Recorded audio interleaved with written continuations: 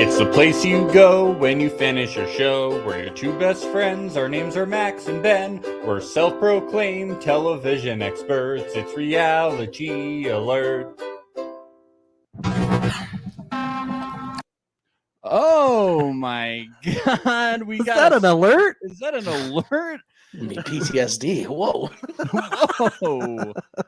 We have a special guest today. Alex Brizard from The Circle Season 4 is here today. Hey. Alex, how are you doing? Hey guys, I am really glad to be here. Excited. Besides that alert sound, I'm doing well, having a good day so far. Things are, going well. It's Thursday afternoon, morning, wherever you're at. And, we got a great episode of The Challenge last night. Those who watch Big Brother, we got some Big Brother going on. So just living the reality TV dream.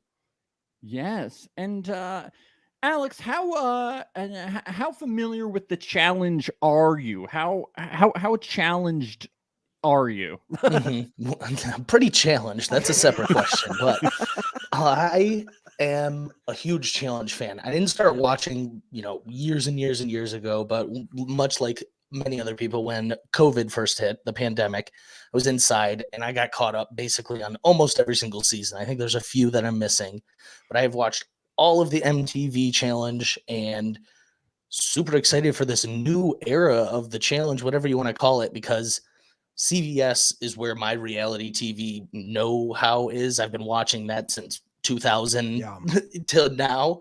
So super excited for the Challenge USA, hoping this is not a one-off. Fingers crossed. I think they got something good here and they're going to keep it going. Yeah. Instead of new era, we're going to call it the Tyson era, I think. Yeah, please, right? That's the appropriate term for it, the Tyson era. I mean, this season could literally be called the Challenge Tyson Apostle. He's been the main character. He is the main character.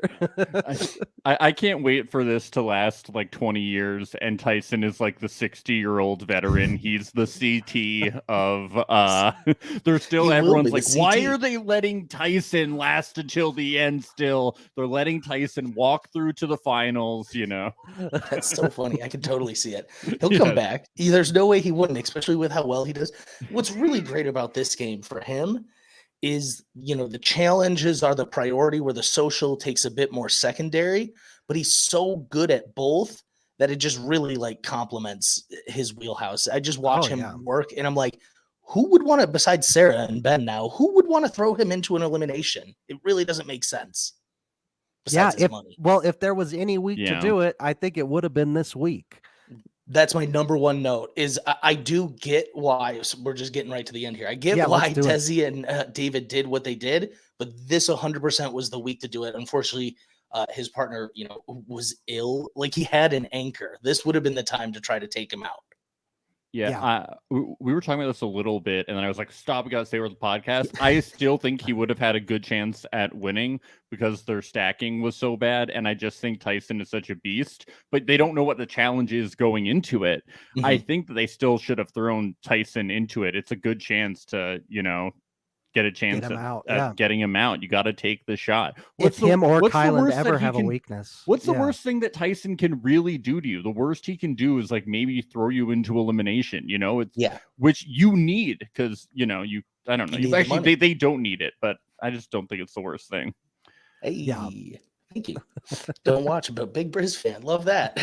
You don't watch the challenge? You don't need to hang out here. I appreciate that, though. That's Alex Lake. That's Alex Lake, your twin. Oh, it is. I didn't even recognize the name. Oh, you should watch the challenge. It's a great show. Something that's funny is you guys made your post that I was coming on the podcast and I shared it. Yeah. And for some reason, a ton of people were like, are you going on the challenge? I was like, no, just a podcast about the challenge. They were like, oh, that looks super legit. I was like, it says podcast on there if you read closely enough. Would you want to go on the challenge? Well, so want and would are two different things. Yeah, I would want to go on the challenge. I think it'd be a lot of fun. But if you remember anything from the circle, I was running around in an eggplant and the physical side of it is not my forte. I think that's so I do get a lot of people that are like, oh my God, you need to go on Survivor or the challenge. And I was like, you just don't, you're giving me way too much credit in the athleticism department. I think the challenge would be a lot of fun, but I'm more like a social type player. I don't know the challenge. I would just go there to like dick around and have a good time. But in the circle, that's how I feel. In the circle, there were so many intense physical challenges. There was falling from netting above down into the water. There was all sorts of crazy shit like that. Totally different show that he would be perfect for it. I would do it. I would love to. I would, be able to laugh at myself when I do very poorly. I mean, I'm a decent swimmer, which seems to be a decent part of the challenges. The puzzles, the math, spelling is one thing. Like if I need to be, if my physical game is so weak, I would need everything else to be strong, and I can't spell. Like they were doing these backwards spellings, and I was like, oh my God. I was like, what? How are you? How is your brain flipping it like this? Crazy. I have said it's like they haven't done anything super like physical, like making people wrestle yet. And I've been like, that has been surprising to me. It's because they kind of pared it down to just all mainly endurance challenges so far. That's a big difference that I've seen leading into it. Maybe it's because of like the big age differences and just kind of everything going on. Can't have Enzo making doo-doo pies. Yeah. Told us that he was the oldest man in the house. And for some reason that surprised me, but then I quickly was like, oh wait, no, that doesn't surprise me. He was not young and BB13, I feel like. If these were more like much more physical challenges, like a wrestling type challenge, I think Danny might be in the position Tyson is in right now. How could Danny be stopped in challenges like that? 100%. Danny and Tyson are in such similar boats that depending on the challenge, they are odds on the favorite for whatever's going to win there. Yeah. Like Danny has been in the top 3, top 2 or whatever of a ton of these challenges, like him and Alyssa, just based on like, because you can never tell with editing how fast or slow they did it. I always go off the reactions. I thought Danny and Alyssa were going to win just on how excited they were. I was like, oh, they finished fast. Yeah.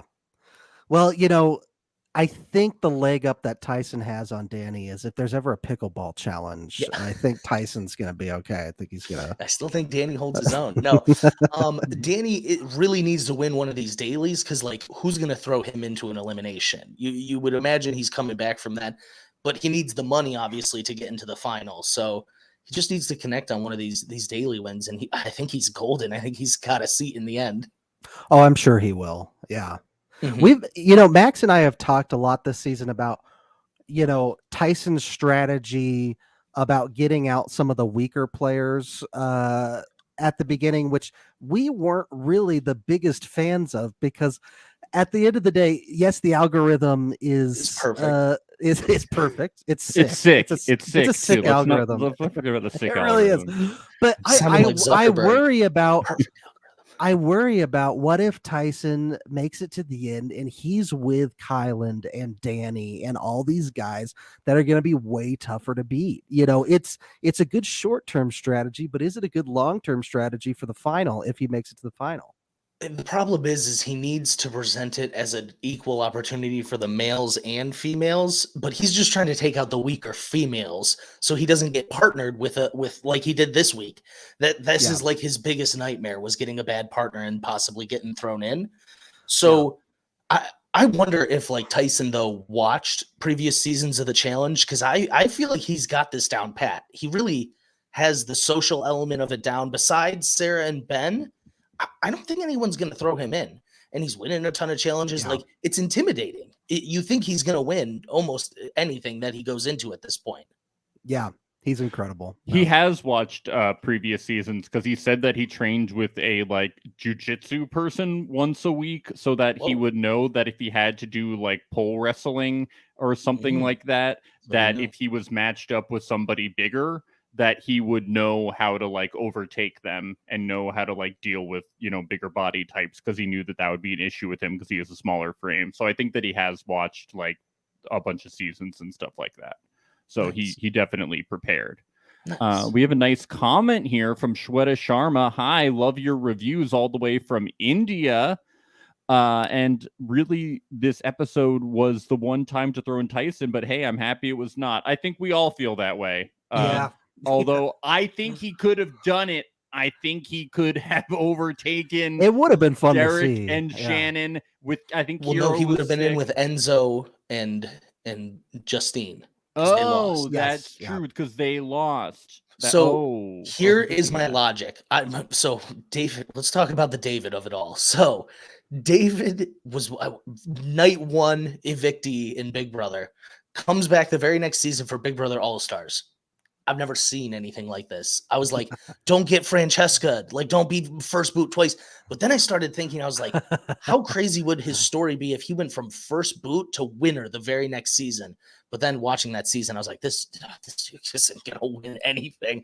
And so I try to forget that season, yeah, actually. Yeah, right. And so I really had high hopes for David at one point, but he has let those all go. And so I'm not trying to say David is this strategic mastermind, but what I saw here was Desi and David had a really nice opportunity to save Enzo, who was an ally of David's, which that threw me for a loop. I was like, how do these two even know each other? I was like, oh yeah, Big Brother All-Stars. They were together for like 2 months. I forgot. And so he saved him, and he lets these two warring survivor factions continue to take shots at each other. He doesn't get involved, thus saving himself from an elimination in the future. Yeah, that's pretty good. Yeah. I mean, I did think about that. I was like, he's not making a big move because then he said he wanted to he says early in the episode, and I even have that quote. He says, I like watching these other alliances fight each other, and he has this soundbite. Yes. Fight each other. He says, yes, fight each other. I don't want to be involved in the fight. I don't want to deal with Tyson. I don't want to deal with Ben and Sarah. I don't want Kylan mad at me. Let's let the other guys duke it out. I just want to hang out with Let me Enzo. play devil's advocate, though, here. Please. Nobody knows who David is. Like, David, you need to make your mark. Like, why does it need a jury vote? No, I don't give a shit. I know, but I don't mean for a jury vote or anything like that. I'm just saying, like, man, this guy is so boring. Like, please do something interesting for once and start making for your life name known. Is this for life? Yeah, that's wait, Ben, not for the game, for like in life, like he should make himself known. Absolutely. No, but he already I think he thinks he did that because him and Justine won one elimination. Now he's won a challenge. I already forgot. I'm just telling you what he thinks. Too boring. He did it. Yeah, but so I think it's funny. Alyssa was also like, I can't believe he threw in a Big Brother player. And I was like, listen, he literally did that 2 episodes ago. She was like, somebody who was working with you, who was always on your side, who never would have thrown you in. I was like, Alyssa. I am much more an Alyssa defendist than like.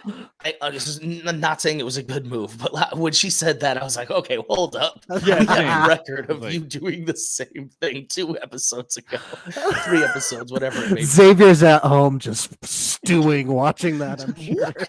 He's like, what did she just say?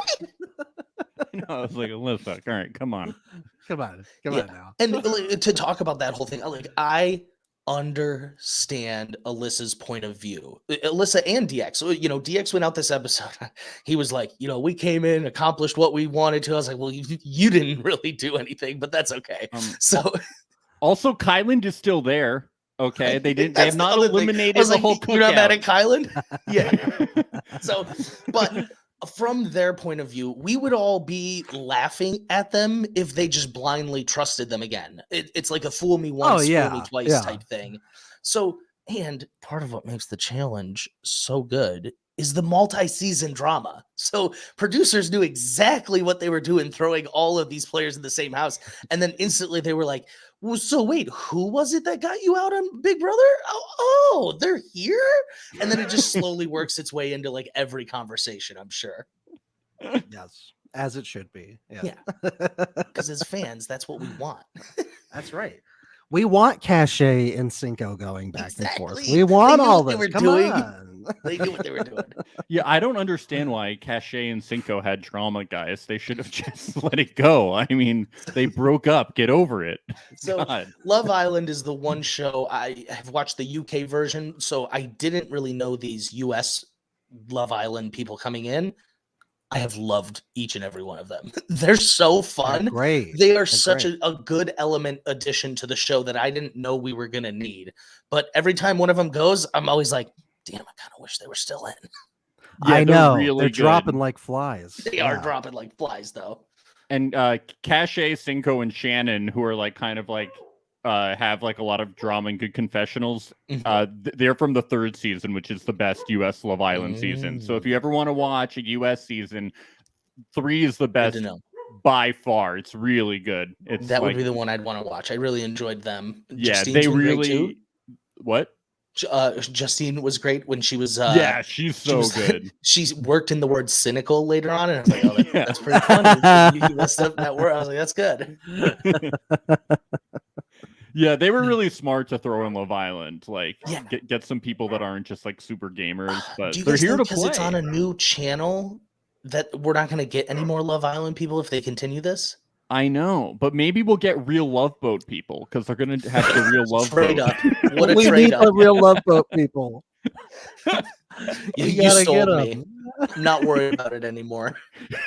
Get the real Love Boat. Oh man. You were just waiting for a boat to come up, weren't you? Play that soundbite, huh? Did you recognize that one, Alex? No, what was it? I missed it. Toot, toot. That's who's you. No, I don't know who's tooting. That's you. That's you. When That's on you earth? doing a toot? What did I toot? Why did I toot? I don't remember that at When all. you guys were going on the circle cruise, you made a toot sound in the circle. You could have played that 10, 20 times, and I would have been like, I don't know. Who is it? I had no idea I did that for the show. I watched it like 2 or 3 times through also. Alex, who would you want revenge on in the circle? Who would you? Good question. That's a great Each and every one of them. No, I'm just kidding. No, that's a good question. So I think you may have beaten me to it, but I think you found the right three. Yeah, screams are legendary. They're amazing. If we're doing a multi-generational show, there's, I would like to last longer than Frank this time. He took me out. It'd be nice to dish a little of what he was serving. Yes. Yeah. Do you think that if Frank played in this show every time that he went into elimination, people would just let him win so they could give him their money? The same thing.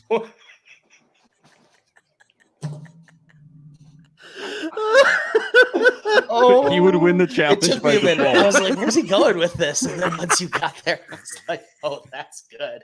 But his energy, it's a skill that no one really though. has, and it would translate amazing in this game. He would win all like, the fucking money. 10 grand amazing. Everybody DQs, account, yeah. But here you go, Frank. Everybody DQs all the way to the end.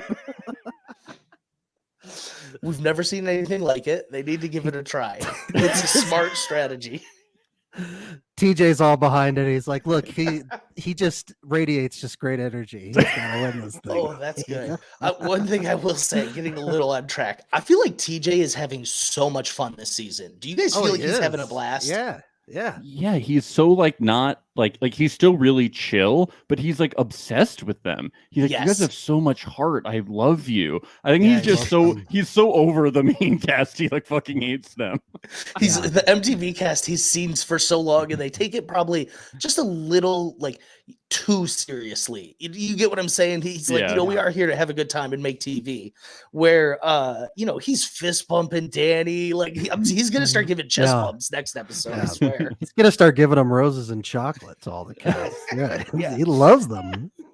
He really does. It's fun though. It's fun to see a DJ have fun. He's like at the end of the elimination, he's like, man, I lost my voice during that. He's like, I'm a cheerleader now. I was like, oh, yo, dude. Yeah. And we got yet another Kiki in this episode. It's not an episode. At what point do you think in the season the confessionalist or the producer was like, oh my God, wait, we need to get him to mention Kiki every episode now? Yeah, pretty much. Yeah. if they missed one, they brought him in for ADR and they just had him like do it over the lips and shit. You know, they made sure we had a Kiki every episode. Yeah, that's so funny. I was telling a story the other day and I was like, yeah, my girlfriend Nikki and I was like, it's implanted in my brain. We are Nikki is close sounding to Kiki. So, yeah. We're all married to Kiki now. It's okay. That's right. It's a communal marriage. No, but he's one, I think, like, he was a person I watched on Survivor and I was like, damn, I want to see more of him. So I'm glad he's here. Like I said, I just need to see him start winning. Like I know he can and should be winning all these challenges. Yeah. You're a professional athlete, Danny. Step it up. That's what Alex is saying, not me. No, I'm not saying Tyson that Alex is a formidable opponent, and I'm pretty sure he even said that this episode. He was like, Tyson is a beast in all these challenges. He's one to look out for. Yep. Guys, there's not a lot of people who are qualified for the final right now. I have this graph I found from Challenge Stats. You can check them out at Challenge Stats at Instagram. So far for the final, we have Tyson, Kyland, Angela, Cache, Justine, Alyssa, and now David and Desi. So actually, that's a pretty decent amount. But people are going to be knocked out soon. There's 8 teams left after this episode. Is that what you have? I think that makes sense, right? There's 8. I counted after. Yes, this. it is There's 8 teams. Yep. So and then there's so 8, who's not qualified? Max? There's 8 people qualified. Not qualified. We have Dominic, Leo. That's 2. Sarah, Kayla, Ben, Danny, Enzo, and Kira. So are more hilarious that Ben and Sarah aren't qualified. I was gonna say, I can't believe they're not even in the year yet. For some reason, they just kind of seem like they've won something, but they haven't. They only Sarah did win the on the elimination round, but you that only wasn't steal enough the money of the other person. She only has $2,500. Ben only has $1,000. Wow. It's like winning an elimination team against another team that only has $1,000. It's like, it's those daily wins. You got to get your daily wins. Yeah. I don't know how much challenge you guys watch, but I think the money that they're doing is like way better than like the Red Skull twist, where they're like, you have to win an elimination to get into the final. This one is like, you just got to win something. You can't just slide by. Mm-hmm. Yeah. Yep. Yeah, it's pretty crazy stuff. Yeah, we saw in the preview that Tyson's like, people are asking to get thrown in kind of thing, and we did predict that this was going to start to happen, and it's going to get interesting because if you're not going to win challenges, you have to if you want to. I mean, it's going to be interesting how many people are going to be. I definitely want it to end up that people are just not going to make the final. It's going to be more dramatic that way. I wonder how many people it's going to be. I feel like it's only going to be like 2 people aren't going to make the final who are remaining at this point. That'll be brutal if he's just like, you don't have enough money. Bye. It's going to be like, did you watch? Oh, because you've seen all the seasons. It's going to be like the island when people were just like on the island watching the boats go. Yep. Yeah. It's going to be just like that. Oh my God. I kind of need to see that though. That's kind of how I need it to be. Yeah. I want the brutality. Do it next episode so we get a ton of them. Yeah. Honestly, the people you listed, like most of them don't feel final worthy to me. So like this is like working out as it should. Yeah, I love that Cache can't swim and she's gonna be in the final. Like it's just amazing. Like, you gotta have a wild card in there. Comeback win. I know. That was one of the most exciting moments. Yeah. Her and Tyson. Yeah, it was incredible. I hope Justine can keep things going and make it to the final. She's been absolutely crushing it this season. She has.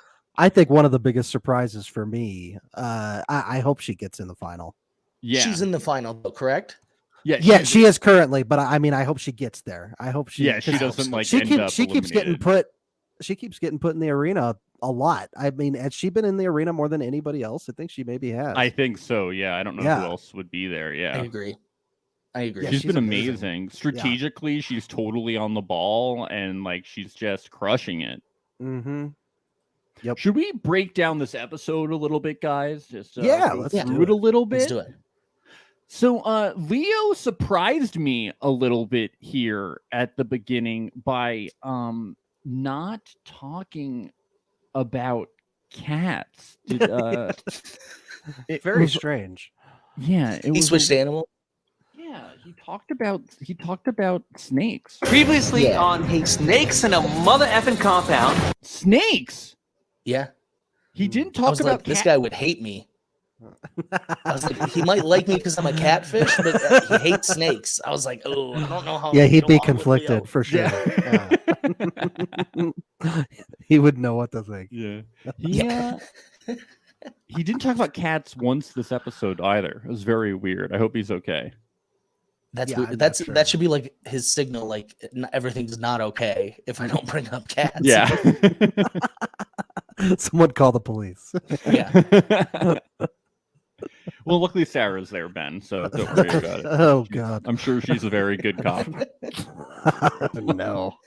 So, tiny detail, Paramount Plus, after the episode has aired live, they will not bleep out anything. And I'm just going to be honest, it makes for way more of an enjoyable viewing experience. Hearing them actually cuss makes it so much better because they're survivors. And like, you know, I grew up with Tyson. I haven't heard him cuss just because they always bleep it out or whatever. You know what I mean? And it's like, whoa, it's jarring sometimes. It's great. Motherfucker! There it is. Yes. Ask and you shall receive. Amazing. Yeah. I've been watching the whole season on Paramount Plus. It's great. I watched it last night and then this morning, and Sarah was like, yeah, he made a move like a little bitch. And I was like, oh, why did I think she called him a little fuck? I was like, I had no idea.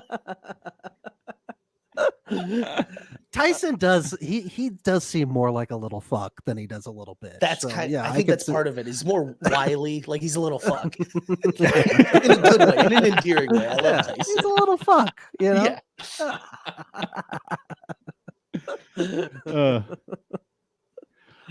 Yeah. So the algorithm, guys, I gotta say, I think that the algorithm, it was it's a perfect algorithm. I mean, the thing is sick. It was perfect. It was sick. I don't know. I think there was an imperfection this week. Sick. You think it should have been Tyson and Sarah? Yes, absolutely. Yeah. But if it's not going to be that, I think it was good that it was Ben and Sarah. You know. Yes, that would have been my second choice. Yeah. And the second it wasn't Tyson and Sarah, I was like, oh, it's Ben and Sarah. Okay. But we really didn't get a payoff of Ben and Sarah being together. We almost did. Yeah. If Ben and Sarah, you know, hadn't miscounted, I loved the moment where Sarah's like, I'm up here like, what did Ben mess up or whatever? She's like, and then I realized it was me. And I was like, that's classic. Yeah, can't talk shit about your partner this time, huh, Sarah? Yeah. Wow. You're gonna have to talk about yourself. You know what? Karma's a bitch. There it is. You got them all. You have them all ready to go. That's great. So I think that it's so funny because preseason to me, I was like, yeah, survivors are going to stick together. And it's funny that they were making fun of Big Brothers because they cracked. And then instantly they were like, yeah, but we're throwing in our own now. Yeah. Mm-hmm. I think a big part of that just comes from the mutual hatred that Tyson has with Ben and Sarah. Yeah. And I think he's made friends outside Survivor. Like Angela seems to be his number one. Mm-hmm. Yeah, I like those two as a pairing. Yeah. They're they paired up in the first challenge, and they were like, "We're sticking together till the end." Mm-hmm. Yep, yeah, and there's like nothing anyone can really do about it. Like they're all like, "Yeah, they're thick as thieves, and they're really a threat." And everyone's like, "But there's nothing we can do, can we?" Oh, like that's a big problem. It's hard. It makes it so hard. Is the format of the challenge though, and that's what's kind of fun though is watching these people try to stop. You got to try to stop these two now, otherwise they're going to do some real damage at the end. Mm-hmm. But I do think there's like a lot of really good competitors, like you were saying. Like there's like Kylan, Danny. If Tyson ends up at the end with these people, he's not going to have an easy road in a final. Yeah, well, it's all going to depend on what that final challenge is going to be. True. So, you know, if there's a hall brawl here, that's usually like my test for like, oh, would this person be good on the challenge? Is like, would they be good at hall brawl? But I don't actually think Tyson would be that good at it. No. But like every other challenge, he's been killing. So maybe I got to reevaluate my system. Yeah, well, I mean, he'd be good at like slinking around to the bell. You know, he could like sneak around the guy because he's so narrow, right? Yeah. Causes the other person to dive headfirst by accident. Yeah, I think he could he might be able to strategically deal with the hall brawl. I don't know. But imagine Danny versus Tyson in hall brawl. That is not Danny versus anyone. Well. Yeah, that's not Danny well versus anyone on the receiving end of that. But that's why I think there's Danny is in whoever's his partner that week. You should feel pretty safe because you don't know what the elimination challenge is going to be when you are making these decisions as to who's going to go in. And so 9 times out of 10, no one wants to go against these people that even though you need them out of the game, you're just like, I can't face them in an elimination. Yeah. The eliminations are going to get pretty exciting as it gets down to the final. We're bottlenecking. All the exciting people are at the end here. We're missing a couple. We've had some big losses early. Yeah. We get our first repeat partners here with Dominic and Angela. Dominic's happy about it. Angela doesn't like it. I'm gonna need a recount here. She doesn't like it. She's not happy with Dominic. She tried to tell the teacher, you did something wrong, in that problem on the board. And teacher. Nah. Yeah. Excuse me. I tried to go through it though, and I was like, I think you forgot to assign us homework tonight, teacher. It confused me because I was like, there's definitely people that they haven't been with. But then I think what I realized is no matter who they switch with, someone's a repeat partner. Yeah. Yeah, at some point. Yeah, whether it's them or someone else, they're repeating again. So they were like, let's put these two together. Yeah. I think it must have been after. I think Angela didn't want to be paired with Dom because of the whole plugging of the drain incident. Well, okay, let's talk about that. I'll be honest. Dom was one of my favorite runner-ups of Survivor. Him versus Wendell, legendary. Coming into this, I was so excited to see Dom play this game. And I'll be honest. Does he want to go home? I don't understand. He doesn't look like he wants to be there. It's really let down. That whole day he's like, yeah, I'm going in. Literally tried to combat it, none, and then literally almost lost it by not plugging that hole. Oh, brain fart, dude. There's money on the line. It's wild. It is. Yeah, it's not the same Dom. I was expecting something different, but he just assumes that he's going into the arena every single episode, which is almost becoming a running joke with us on this podcast. It's like, why are you just always assuming you're going?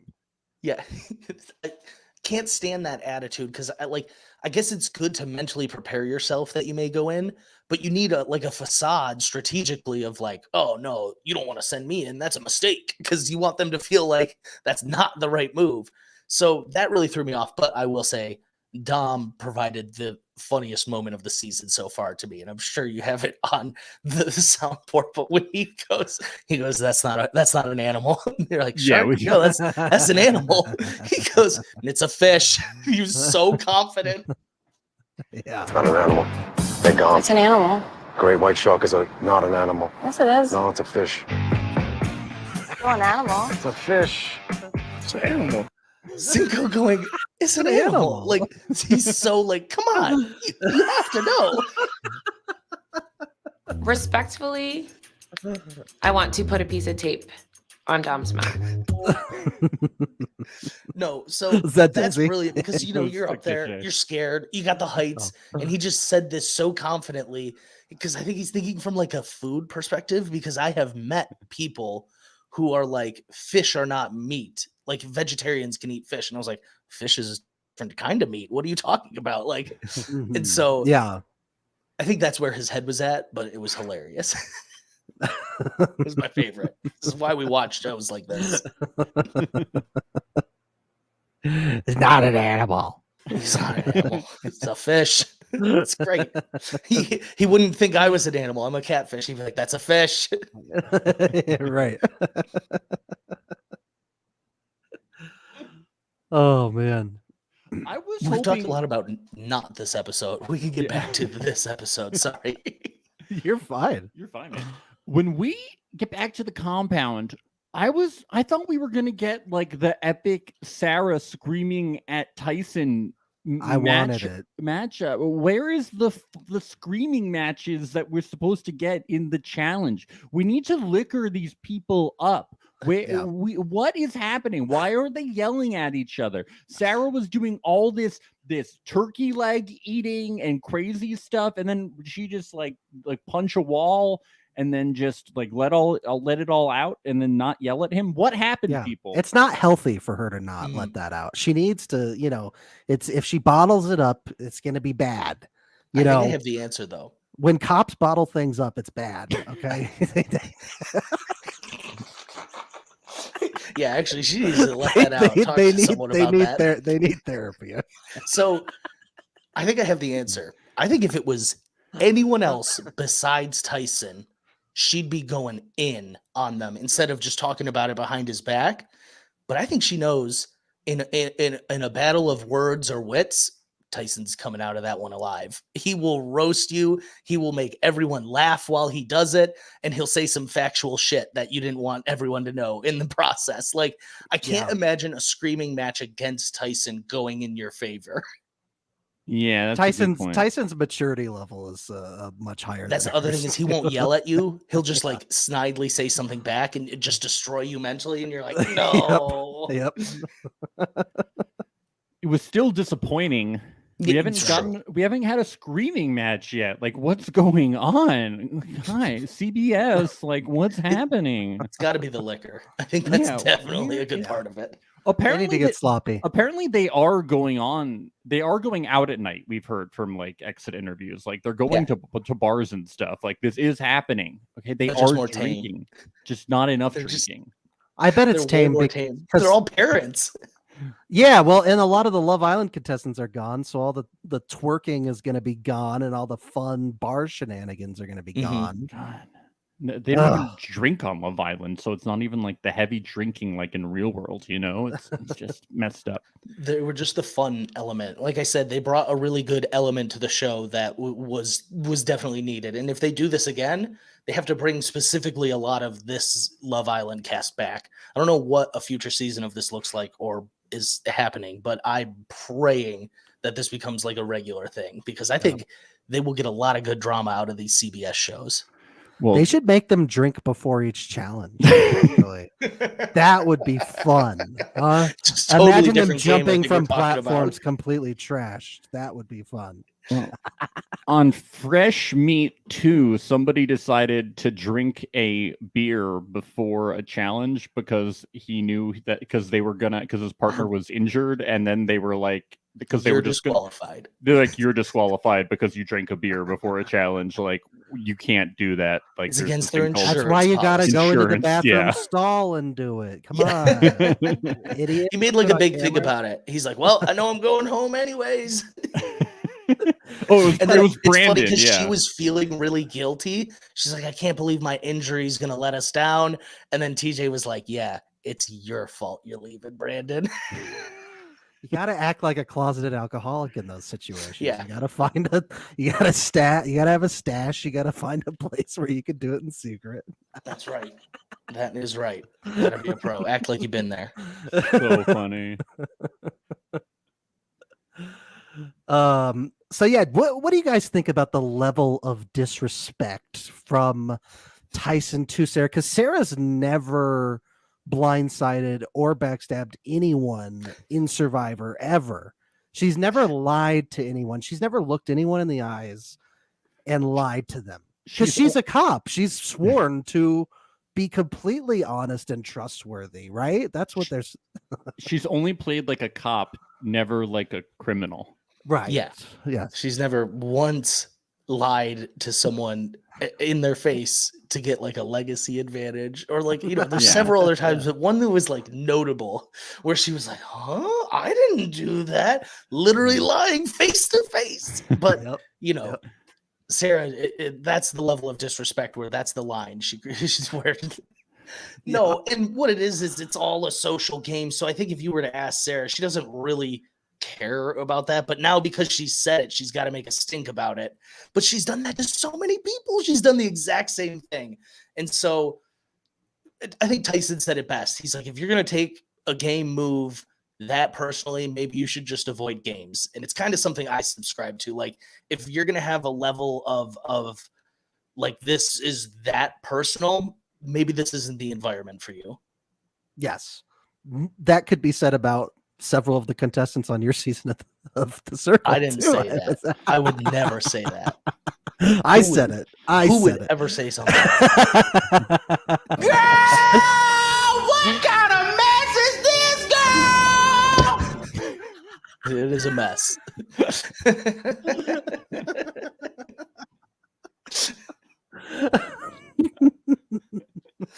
Oh, that's good. No, that was just such a good measured response from Tyson. You could just tell too, everybody around him is so enamored by him too when he's talking in these scenes. They love him. Everybody loves him. Yes, Tyson. Yes. They're all standing there as he's saying the speech. He's like, I'm not giving anyone permission to throw me in. Everyone laughs. And like, they don't even know where he's going with this. And they're chuckling. And then as he says it, Kylan, who I've never seen them interact, is just like, yeah. Mm-hmm. And I was like, dude, Kylan, do you not remember when Xavier booted your ass? And Kylan's like, I agree. I was thinking the same thing. He has this like magnetic personality where like you want him to like you want him to laugh at your jokes, like, and you're just hanging on the edge of your seat, everything he says. And so episode 1, when they like open the doors to the compound and he like is walking through the middle, what a foreshadow that he was just going to be like the center of this game. Oh, yeah. And it really he knew going in that he would be. He must have known. He must have known, because it just really suits like what we've seen him excel at in Survivor. This is just like, really to a T for him. The theme of the season is what he said at the beginning, which is, you know what would make this show better? Me. He wasn't wrong. Man, he's a soothsayer. How do you know? Yeah. Yep. Yeah, Leo said that he looked up to him and that he considered him his big brother. I'm like, what is this guy? He's really manipulating their mind. He's my owner. I always thought he'd pet me all the time. I see what you did there. Yeah, for a second I was like, what? He scratches my belly. So Leo, to me, he just in that sentence was like, oh, I've never watched Tyson on Survivor. Like, come on, bro. One, I don't think this was a move against you. I feel Leo had an inappropriate response coming out of this because, one, he gets to leave Sarah. He can leave that baggage behind with Kayla, but he's like still choosing to stay invested in this drama when it's like, no, dude, you need to be the Homer Simpson meme and just like go into the hedges right now. Mm-hmm. Get out of the way and let them fight. You're not a part of it. Yeah, but I think the good thing for Leo is that nobody cares about Leo, so it doesn't matter. Like, do you think Tyson cares that Leo is like, I'm against you, Tyson? And Tyson's like, yeah, okay, Leo, okay. Tyson's like, good boy. He's like, what did Sarah say, though? Let me scratch your head. Oh, that's good. Do you want some yarn? Here. No, like I will say, I was ragging on Leo. I don't think that's the appropriate response from him. He needs to just be like, hey, that doesn't actually involve me. And now that I'm with a new partner, it's good. But I did like him during this episode when he finally got up there and he points at TJ and he's like, yeah. And it was awesome. Everyone was cheering for him. So there is like a sense of like, they do obviously enjoy him enough where I thought people really didn't like him, but they wouldn't have been cheering for him like that if and being like, go Leo. He's a funny guy. Yeah, no, I love Leo. I love his personality. Yeah. Yeah. From what I've gathered, I haven't seen Leo's Amazing Race season, but from what I've gathered of people who have seen it, they are pretty disappointed with his performance, at least in the challenges this season. I think if you were to pick one of the 3 Amazing Racers, people would have said Leo would probably be more of a challenge guy. Max, did you see his season? Yeah, I mean, the Afghanimals, they're never like a great team, but they always did really well. I did think that he was going to be good at to the point where you would think Sarah was carrying him on his back in the water. I did not expect any of that. I expected him to be like good at the physical challenges just based on like how good they were at least like running and stuff like that in the race. I did expect him to be good. Yeah, I was surprised. Yeah. Well, he I think him and Kayla going, it really cemented, in my opinion, that like the order of these challenges really matters, because in their mind they were just competing to finish so that they weren't in last place. Whereas like, everyone that went before Tyson and then Enzo, they're going for the fastest time. It makes a difference. It's really, I was really curious. I was like, oh yeah, wow, they're not going for a time. They just need to finish. Yeah. Yep. So Tyson should just go first every single time, I think. Yeah. Well, some seasons of the challenge, that's like a reward for winning the daily. You pick the order the next time. Which is like such a huge advantage. Yeah. Now I'm realizing how big of an advantage it is, because you get to watch other people fail and succeed. And if you're just trying to compete or to finish, or if you can win the fastest time. Yeah, and they really you can really screw people over, because if especially if challenges are always hard. I remember there was one season where like Evelyn was always getting put first, and she could just never. I don't think she ever won a challenge that season. Yeah. She was always fucked. Yeah, it was super Makes hard a for difference. her. Yeah.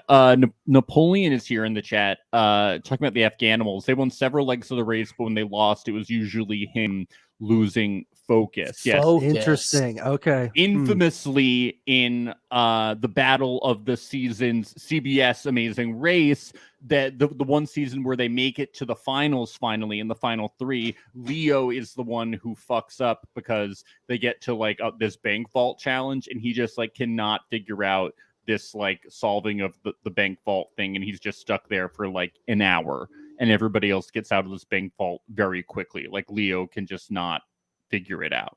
So the reason they lose, it is Leo's fault. So when I saw the combination in this challenge, I was like, ruh-roh, But luckily someone was there with him. But yeah, it is kind of Leo can be somewhat, but he's great TV. That's kind of his thing. The Afghanimals are a beloved amazing race team. That's kind of the thing. Yeah, and he's a cat. And he's a cat. And he loves Kitty. Be remiss to not remind everyone. Yeah, but he was good. Him and Kayla, they had a good finish, just because they did finish, because he looked like he wasn't going to do it. He shared with us he had a traumatic incident in the water as a kid, which it's making sense. The him and Sarah trouble when they were in that one challenge. Yeah. Good point. Yeah. I mean, it explains so much. I was like, oh yeah, no wonder you're not that good of a swimmer. You probably don't like being in the water at all. That makes so much sense. Totally understandable. All that flack I was giving you before, sorry, buddy. I get it now. I was like, it's nice that they're finally being nice to him about it. I was like, I wonder if he told them too. I was like, guys, why are you being so mean to him? He should. I bet that's what happened. Is he told them, and that's why they were all cheering him on like that. Yeah. Yeah, it's a pretty big difference from the last episode. Sarah being like, "Come on!" They're so hard on him. They're harder than we are. Maybe. Yeah. maybe. So Ben was pretty peeved at Tyson as well. I was wondering in this scene with Ben and David, and he's stewing. Did he not realize that Tyson was gunning for him? I don't know, because he's like, oh, he should have put, he's going after Sarah. He doesn't know that affects me too. It's like, well, yeah, he does. That was the point. What do you expect me to do after that? Come back and be like, oh, we'll still work together? And I was like, no, he doesn't want to work with you, Ben. He doesn't want to work with you. He doesn't like you. He needs to show me respect. It's like, no, he's disrespecting you. He doesn't like you. At least Sarah understood that. She's like, the disrespect, and Ben's like, you gotta respect me. And it's like, well, no, that's what he's not doing. He did it on purpose, Ben. It's not clicking. That's why he didn't tell you. Otherwise, he would have warned you and been like, hey, here's what's coming. Yes. No, very cringe. David is pretty happy with all this. I wish more challenge people played like survivors. I feel like in the challenge, we're in an era where, hey, I gotta warn you, I'm throwing you in. I feel like 9 times out of 10 the person knows they're going in, or at least have a shot, where survivors are like, no, I am gonna catch them with their shoes untied. They were they want them feeling as comfortable as possible before going in. And I just think that's the survivor mindset that a ton more people on a show like the challenge need to adopt. #blindside. right? Yeah. Yes. David's pretty happy with all this drama. He's like, yeah, I don't have to do anything anymore. This Yeah. is great. I don't have to do anything. There's all this drama in the house. I can just go back to being me. And I can Little hide. David. No, but I think it made sense for his. Fight each other. He just needs, but like you said, like he was weighing such a grandiose thing, and he was like, "Nah, I'm just gonna throw in DX." Yeah. He's like, they keep asking me to do these things called confessionals. They never asked me to do these before. I don't want to do them. No, but in Big Brother, his first vote, he was like confused, like voting to eliminate or voting to save, which, to be fair, in Big Brother world, they do talk kind of weird. They're like, oh, I'm voting for person X, which means to save them, which in no other show have I ever heard that means save someone. And so David was like messing it all up. And I was like, oh, it's because he's never even been part of a vote.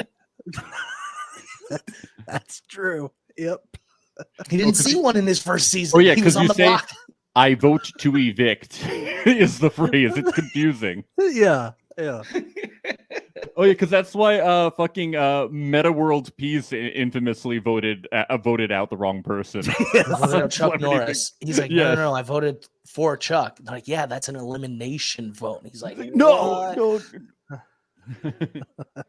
because I think it was unanimous. And he's like, yeah, I don't know how that happened. Like, he was so confused. Good old Meta World Peace. Oh, Infamously star that being on shines two so bright. CBS reality TV shows, and I think he quit both of them. yeah. He quit, he quit whatever that show was. What was it? The Edge, whatever. Yeah, Beyond the yeah. Edge. Beyond the Edge. He quit yeah. it very, very quickly. And he The left one that you Woodward. couldn't avoid if you wanted to while watching Survivor. You just couldn't Will avoid he it. be the first to complete the trifecta of quitting 3 CBS reality It'd TV be shows? amazing. Be amazing. We got to get the Beyond the Edge people on the challenge next. Oh, yeah. Yeah. They'd be perfect for it. I need No, you know what? They should Stephanie cast it. Tanner on the challenge. They should cast him on like an NCIS Hawaii or something, and then he can quit like halfway through filming. That would be great. That would be very funny.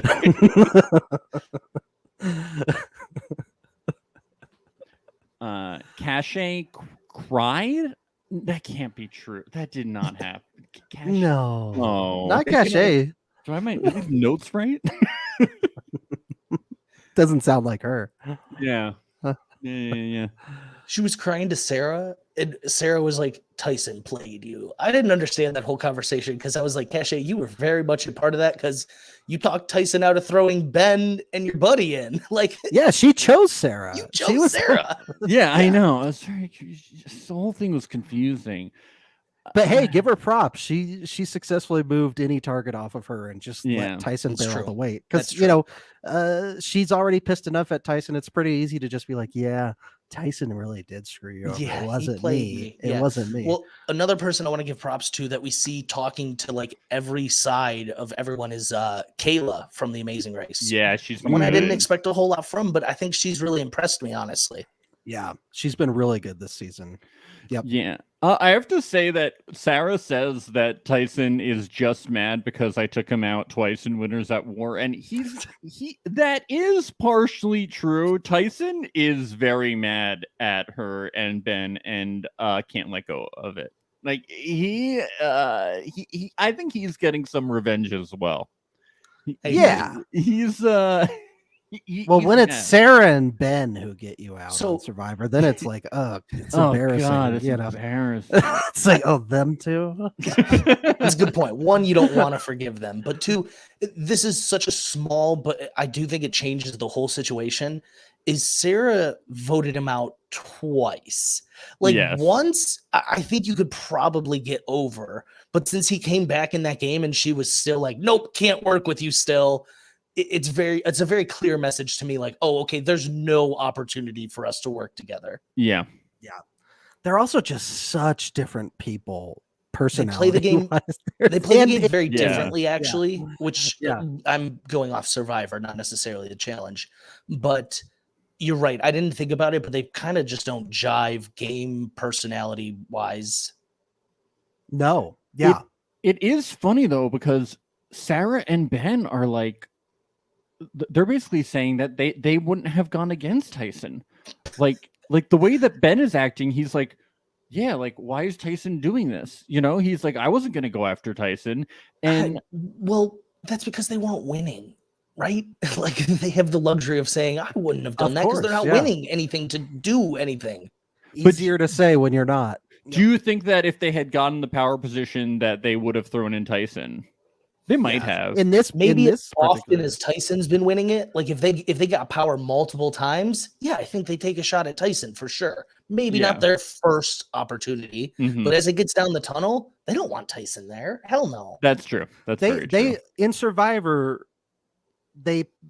Sarah plays pretty passively in the early game, and then she starts kicking it into gear more once it's post-merge. So I think she would make moves later. Ben is very hard to analyze what he would do. 100%, because Ben literally quit. He's a quitter because he made friends. That's the storyline of Ben's Winners at War. He was like, I have friends now. It was like, I can go. And it's like, Ben, that's what we've been joking about. He's going to be partnered with Sarah, and he's going to quit and be like, I give you all my money, Sarah. And like, you can't do that. That's how this is ending. You're not against her. Yeah. So, yeah, it's hard to analyze like what Ben would have done, but I do think Sarah would have tried to take a shot at Tyson 100%. But in typical Survivor fashion, you know, it's better to punch first than get blindsided. And so I love the whole move from Tyson, even though it didn't work out. I still think it was like a smart thing for him to do. But Sarah and Tyson going against each other is just funny though, because like, it's great. They're not against each, like they're they could only be partners. They couldn't be enemies necessarily. Like it is a little funny, and then Ben would be more passive. So the whole thing like is a little interesting, although allegedly Ben was talking shit about Tyson. I do remember now. So kind of a whole interesting dynamic. We've heard of things about Ben, but we haven't totally heard Ben talking about Tyson. Just him like being a little intimidated by Tyson. It's very worried he was winning so much, I think is how he phrased it. But an ally, you shouldn't be worried about them winning. Exactly. Yep. But Tyson has been talking to Angela a lot, which would be concerning. I think that's something they were concerned about. Yeah, as well. You know, if I was a Survivor, I would see that Tyson. I'm like, man, that guy makes friends everywhere he goes. Yeah. Like he's got Love Island girls. Like it literally, Kyra this week was like, I've been praying to be with Tyson. Like that's a good sign for your game that people like the people that are not in power spots, if they ever accidentally got power, it doesn't look like they're aiming at Tyson at the moment. When you pray to the algorithm will return that. It'll return that good energy. Ask and you shall receive. Just give it sick energy and it will, give that energy back. It'll kickflip that energy right back, for sure.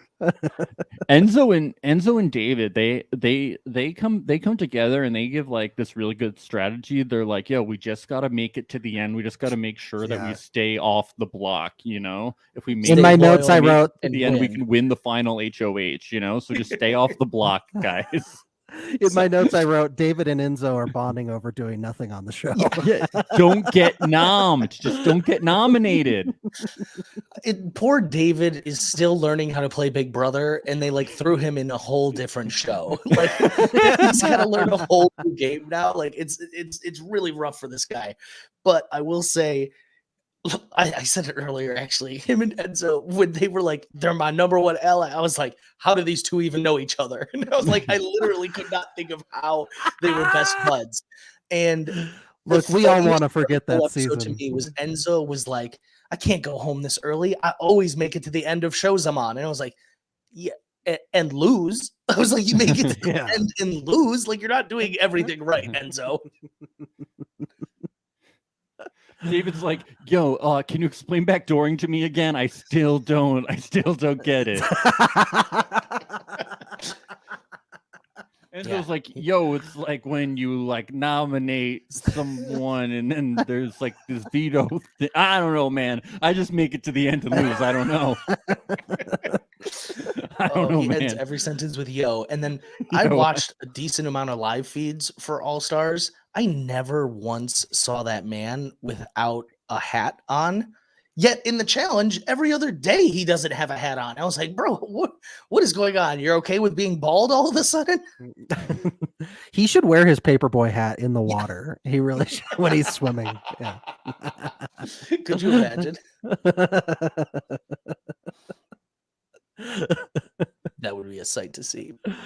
Oh man. All right, guys. The challenge is named Containment because of shipping containers. Yes. It's good. Clever. It's good. It's good. Yeah. There we go.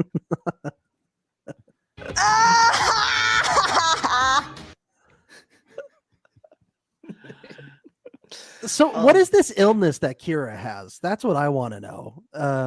We are living in a pandemic. Is it possible that it was? Did she get tested? No, they've gone the route of all the professional sports, like the NHL, and they're not testing for COVID. They've decided just not to do it.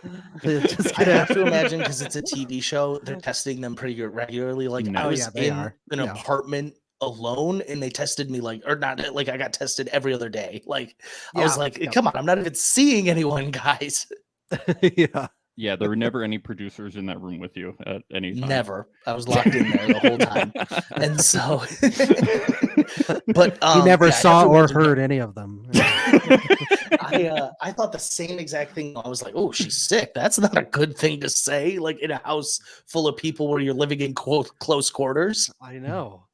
Well, it was very mysterious. I know. I think it was a hangover, because she said throwing up, and then someone said dehydrated, and I was like, "Oh, I think I know what that is." Oh my god! So somebody got really drunk and we missed it. This is so fucked up. So I take it she was This is why we need an hour and a half. This is why she was celebrating that the algorithm made her wish come true to be with Tyson, and she celebrated too hard, and then ended up tanking the challenge because of that. I see. That's poetic. It really Tyson is. though, great partner. She falls and she's like, "Do you want me to go again?" And he's like, "If you can." You can hear in his voice, he really wants her to get up here.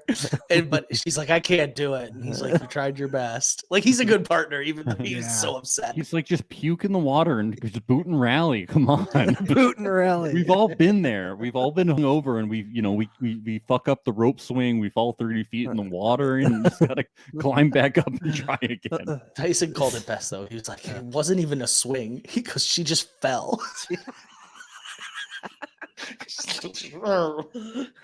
You could have tried to hang on to the rope. I mean, you didn't have to. That might have helped.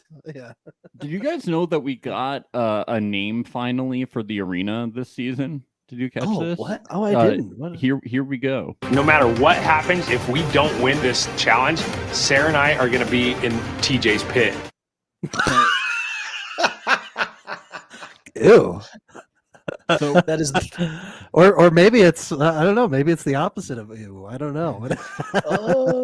I mean, it's a good incentive. You want to stay out of TJ's pit. So they're actually going to rename the season. There was the Gauntlet, the Inferno, and now it's going to be the Challenge. TJ's Pit is the new name for the season. Hey man, I heard his pit is sick. He's got a sick pit. You don't want to come last place in the challenge, otherwise you're going to be thrown into my pit. Yeah. Oh man, that is that's just like classic Ben. I bet you they do have a name for it, and he just doesn't know. And it's something in the channel they're like, "Welcome to the Palladium," and he's like, "We're gonna get thrown down to TJ's pit."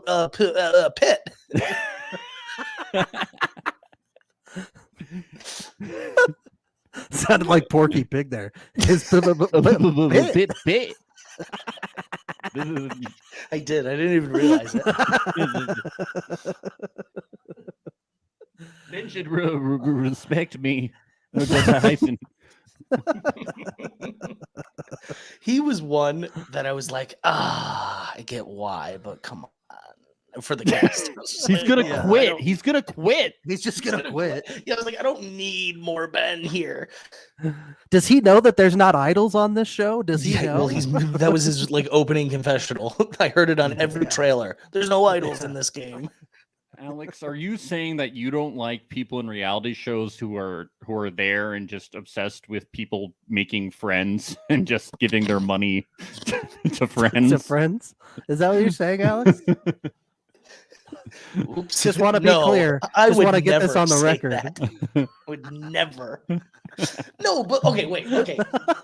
I am saying that. All right, listen. Okay, all right. Why would you take time away from your job, your family, from your loved ones? Like, yes, this is a fun, once in a life-changing opportunity, but like that money has real world consequences. And to just go there and lackadaisically be like, I'm just here to see what happens, it does drive me a bit bonkers. Like, sit down, have some sort of plan, like play to win. Yeah. So, you know what?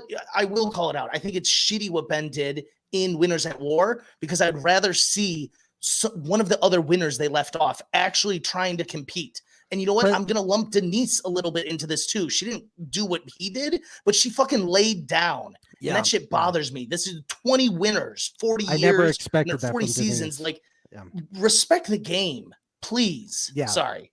I also have to give Tony some credit though, because I think that he destroyed their minds. Yeah, he lulled them so much into submission. He was like, you're gonna give me the win. Sounds like someone else. I really do though. I think that like they hadn't ever played the game with it. Like I think that he like I think like with Denise and stuff like that, like I think Tony like broke some of them. Like they had never played the game with someone like that, and they were just like what the fuck do we do? Like Kim Spradlin like stepping off. Like I think Tony just started playing the game around people, and they just were like, what the fuck do we do? You know? But I think it's really fucking lame that they quit. But I do think that Tony like, you know, broke them. I get what you're saying. Yeah. Well, Tony had competition was Tony off. had radiant energy, so I think they just wanted to make sure he won that. Yeah. Or saying Tony had sick energy. He had sick radiant energy. Yeah. He's a sun that shines so bright. You just have to give him the money, you know?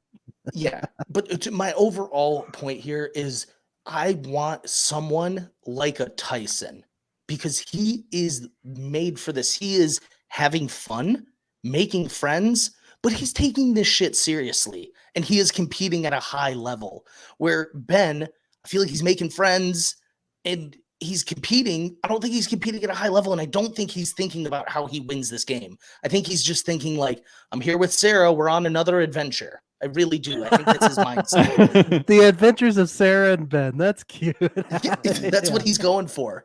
And it just, you can sense it. It's a problem. We could get into it too. This whole season of BB is there's just like a select group of people that just are not playing to like win. And this is a long-standing problem for Big Brother, is they cast people that want to be influencers instead of win $500,000. So they, sorry, hold on. I'm going to get back on track here. I've lost my train of thought. The Ben thing, I don't hate when someone forms such a great bond with someone that it transcends the game and goes into real life, but I still need to know like you are there taking it seriously, like to play and win. Like if you need to cut that person, I need to see you at least contemplating like, this might be the move I have to do, even though it's really, really hard. Like I need to at least see that. Ben went the opposite route. He literally was like, I can't do it because it's too hard. So you guys do what you need to do. Yeah. It's true. I will say though, Tyson this episode did say though, if he gets thrown into elimination and he comes back, he will risk winning the whole thing just to go after the people that threw him into elimination. So is he taking this seriously, Alex? You bring up a good point. Is he going for the win? Yeah. I believe Tyson is just good TV. You think he'd actually he's do just that? Fucking around. He's not going to spend the rest of his season on David if David threw him in. He couldn't if he tried, if he wanted to. David becomes the big bad of the Challenge USA. He's like, forget Sarah and Ben. It's David now. It's David. Now he'd be like, okay, who am I going after for revenge? And then he'd be like, oh wait, I don't even remember who was. Who? Who nominated me? Yeah, it's David and Desi. Yeah, he just completely forget who it was. Yeah. Tyson's there for the win first, good TV second, and that is how you should be playing. And they should be in contention with each other the whole time. Yes, 100%. Yeah. Let's get back to this challenge, huh? I like this challenge. Equal parts mental, physical. Yes. Yeah. Did you know Dom is a math guy? He's a big math guy. When he said that, I was like 100% sure he was going to fuck this up. Because every time, whenever he says something confidently, I'm like, no, you're not. You don't know anything. I thought that's where it was going. I thought it was going where it was going to, and then I'm wrong. I think the best entrance was Kyland and Cachet. They were like, what are we yelling, spring break? And then he was like, do you want me to throw you? And she goes, no. And she goes, don't ever touch me. Yeah, hold on. I have it. Don't throw me. Don't ever touch me. Oh my God. That's so but yeah, they still went through with the plan. They're like, spring break. And she kept that. Well, there's actually video out there of her giving him a lap dance on his birthday, but no touching. There's no touching. His hands are never on her. No hands lap dance. Don't ever touch me. Yep. She's giving a lap dance, and he's like, "Do you want me to throw you?" Don't throw me. Don't ever touch me. My journey does not make sense. See, and this is one thing is like, I feel like a decent number of people came out of this season being friends with each other. I don't mind that. But I, think that I just don't know how to, there's a line. You can separate in game and post game. You can be friends with all of these people post game if you really want to, but like in game, you can't let friendship get in the way of winning money. Like Ben has a family. Imagine you're going back to this. Imagine you're his wife watching that, and you're like, "Oh, you like Sarah that much?" That's what I would have said if I was Ben's wife. I didn't expect to come in here roasting Ben so much. It really bugged me. Hey, I tell you what, this is the right place to do it, Alex. Right here. Sorry if you're listening, Ben. Just kidding. Oh. This is unexpected.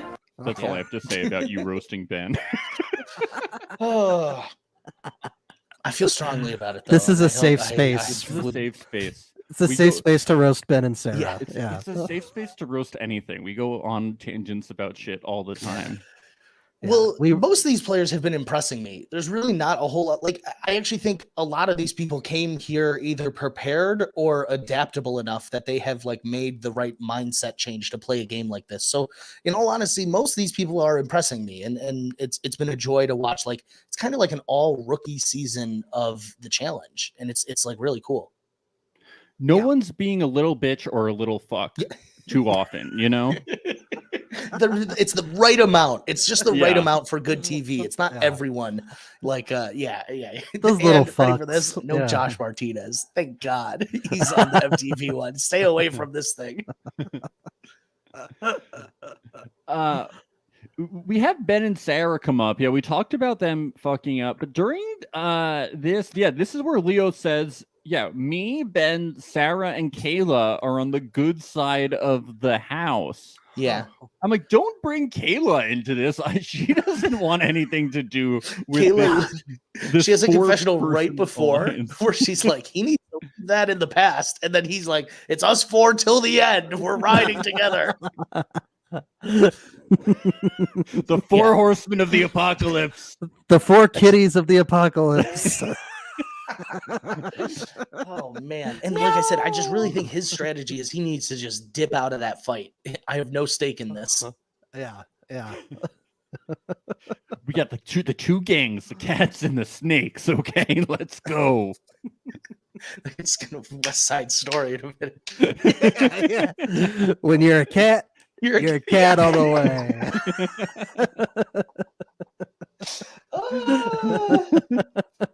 That's good. That's really good. We talked about Leo Cascade. is entertaining. I was ragging on him earlier. We've had a lot of Leo content. Yeah. I love Leo though. He's given us so much good stuff. He's a good been character. so good. He's funny. Yeah. Yeah. We talked about Kesha and Kyle, and they seem like a good job. Derek and Shannon. Yeah. She announces her injury. What? This is a classic rookie mistake. I mean that literally. You can't do that. You can't show no announce weakness. your injury. Yeah. Do that. I do genuinely think that was part of why they got sent in. If no one knew about that, it could have been Tyson, because I think David's mindset shifted to like, how do I save Enzo? And he's like, well, DX is not that great and Shannon's injured. Let's get him in there. Yeah.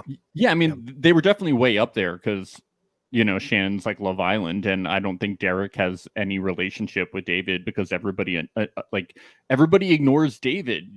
People always talk about how like we don't know what's on David's mind, and I'm like, well, probably because nobody pays any attention to him.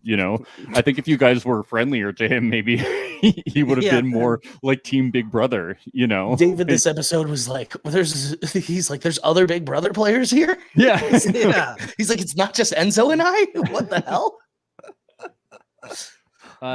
Luckily Derek's able to beautiful mind this though, so that was really that was good. Here's our Kiki clip of the day. I'm playing for my wife Kiki, and right now I'm thinking of the time that we went to Jamaica and we jumped off the cliff, and she did it, so I had to do it. Shout out to you, Kiki, for taking me to Jamaica to make sure that I was prepared for the challenge. I don't believe this ever happened. This is well, I believe he went off the cliff. I don't think he jumped. Knowing Kiki's violent tendencies, she pushed him off the cliff. Yeah. I believe it was probably because he didn't win Survivor. To us to try to incorporate Kiki into another confessional, but I mean, like, how cool is that for his wife? She's like, oh man, I'm like, because Twitter is loving. Anytime I tweet something about the challenge, it could not have anything to do with Danny at all. And one of the replies will be like, oh yeah, just like how he mentions Kiki. And I'm like, this wasn't even about it. Like something about the cuss words. Like I mentioned, like Paramount Plus doesn't bleep out. And someone's like, they should have a Kiki counter too. And I was like, that doesn't really pertain to my tweet, but you're right. No, I think she pushed him off the cliff because he didn't win Survivor. Because he always says she's going to kill me. So it's a failed murder. Yeah, I don't think it was his choice to include her in every episode. I think she was like, "You better fucking include me in every episode, or you're gonna know what's coming." Yeah, you better hear my name. She's like, "Mention me, so I know you're thinking about me." He does it every confessional. Yeah, they're like, I like it though. I think it's a funny trend. I don't know if we've ever seen something like this. People obviously mention people back home, but he has worked it into every confessional. It's amazing. The first time that he said it, I feel like everybody just like sort of brushed it off, you know, whatever. Then the second time I was like, wait a minute. And then the third time it's like, okay, this is a thing. Yeah. Now every time it happens, people are like, yeah. He said the thing. He said the thing. Yeah, it's like the Leonardo DiCaprio meme. Yes. Like, yes. Oh. Yeah. It's great.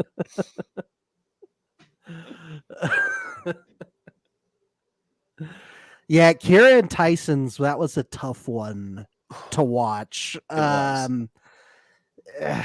thought it was pretty fun to watch. I like when she fell. And then I liked how they cut to like the GoPro and you got to see like the whole like tumbling thing. It was fun. As a Tyson fan, it was tough. It was tough to watch. Okay, whatever. Yeah. You know, Yeah. That's life, guys. You fall sometimes from 30 feet into water. Okay. Yeah. You were just upset she didn't get hurt. Is that what it is? It was devastating to watch until, you know, Enzo went. And then you're like, oh, okay, I feel better about it now. Yeah. Yeah, Enzo had some doo-doo pies in his shorts. Interrupt at the end of that. And derail, but I just realized what your guys' fucking names are. What is the count here? We're at an hour and 18 minutes of me being like, what the fuck is going on with their fucking names? He's like, just like, oh, it's the I warned you guys earlier I would be terrible at backwards spelling, and look at me. I'm literally staring at your names. Is the 3-letter words that are just flipped. Oh my god. Sorry to out myself as an idiot. No, so for our audio listeners, our names are spelled backwards. It's Neb and then and Zam, and in parentheses we have Gib Laxar, which is a big rascal. Lascar, yeah. I was like, what am I looking at? I was like, I'm sure it's an inside joke that I am missing. But I watched the episode. I'm in on the joke. I should have been. Yeah. For those who don't know what rascals are, Max and I are big rascals, and all of our listeners are just regular rascals. But you can be a big rascal too if you go to our Patreon, patreon.com/reality alert. You can be a certified rascal. It's a lot of fun. Yeah, certified rascal. That's good. Yeah, certified. Right. We need a license for that. No, we don't give you a certificate. Yeah. Sorry.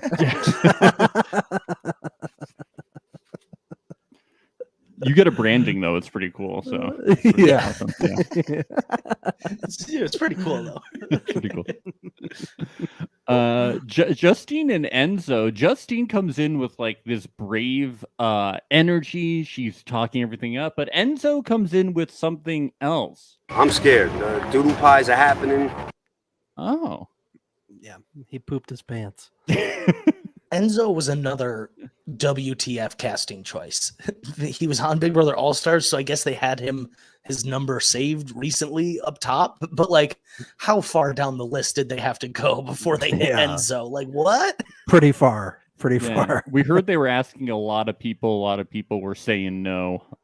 This is why I want season 2. I think they get a literal all-star cast for season 2 if they do something like this again. Now that people have seen it, there ain't gonna be no Enzo's or Ben's. I'll tell you that. So I just think it's so funny is he goes by the meow meow, but like Leo has out him. They don't even bring up his nickname in the show. That's hilarious. Anymore. I hadn't even thought about that. I thought about it all the time. I was like, oh yeah, Enzo's the cat guy, and then I was like, oh no, I guess that's Leo. Yeah, even Enzo was like, what is it with this guy and cats? It's like, Enzo, you're the meow meow. Yeah, they've called him the meow meow for like 10 years, and he's like, what is this guy's deal with cats? Yeah, I loved how bored TJ was getting, waiting for Enzo to go. He's like, just go. I'm bored. This is what I love. He got so technical. He goes, you need to make forward progress. Like, this is not very that's sick, how you know dude. He was mad. He's using the technical terminology. This is not very sick. The algorithm will be disappointed. The algorithm's going to punish Enzo now for that. Do not upset Al. Al is a good person, okay? Did you guys happen to see the new stupid Space Jam movie with LeBron? Oh, yeah, unfortunately. Yes. LG Rhythm. Oh, Me and my buddy Evan, we were doing our podcast about it, and like halfway through, he was like, oh, I just got that's algorithm, just LG Rhythm. Oh, dumb joke. Well, that's bad because we've been making like an Irish joke about it, been calling it algorithm. But now we realized we're re-inspired by Space Jam 2 by mistake. That's really bad, Ben. Yeah, we're hacks. You stole it from Space Jam. 2. The pinnacle of 2. comedy.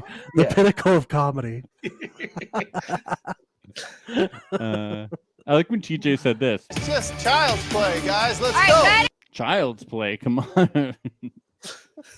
TJ has such a love for the game, but he calls it as he sees it. I love when he is just like, come on. Yeah. It's just jumping and swimming. It's just child's play. Come TJ's on. like, you want me to do it? That's what TJ's waiting for. Someone to be like, you get up here and do it. He's like, I will. I was a professional BMX He wants rider. to so badly. Yeah. He wants to so badly. BMX is child's play. It's just riding a bike, just like when you were a child. It's literally just riding a bike. This was I'm surprised it took this long to get like a self DQ. Like somebody quit. Like we haven't had a quitter yet. I was so surprised with all like this heights and water shit and the difficulty. Like very impressed. It took us 6 episodes with all this shit. Yeah. Wow.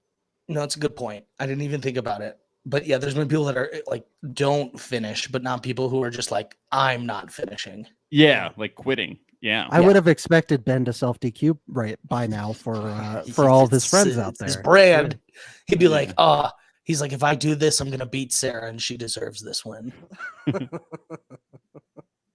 because she showed me the power of friendship. Ben was watching too much like anime before he went on Survivor. It was like, friendship is more than $1 million. It was $2 million. Oh my God. I would have been livid if I was his family. I'm sorry. I'd literally be like, what are you doing? And he's like, oh, I had no chance at the jury. Try. Please try. Like, what are you talking about? What was the second place cash too? If the first place cash was $2 million, I'm sure it was all up. I don't have the official numbers. Yeah, the second place was 1 million. The second place was 1 million. Yeah, the second place. Yeah. Oh, the jury would have been mean to me. Oh, God damn, it was $2 million. But ready for this? I think that is also part of the reason I was like, what's he back for? He doesn't want the money. What is he doing? He wants to braid Sarah's hair, okay? Yeah, that's all he wants. He's like, I have been waiting 3 seasons for this.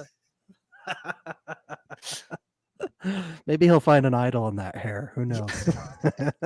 That's why there's no screen time for him. He's been off looking for idols, and that confessional is going to be at the end. He's like, "Do you guys know there's no idols to save you in this game?"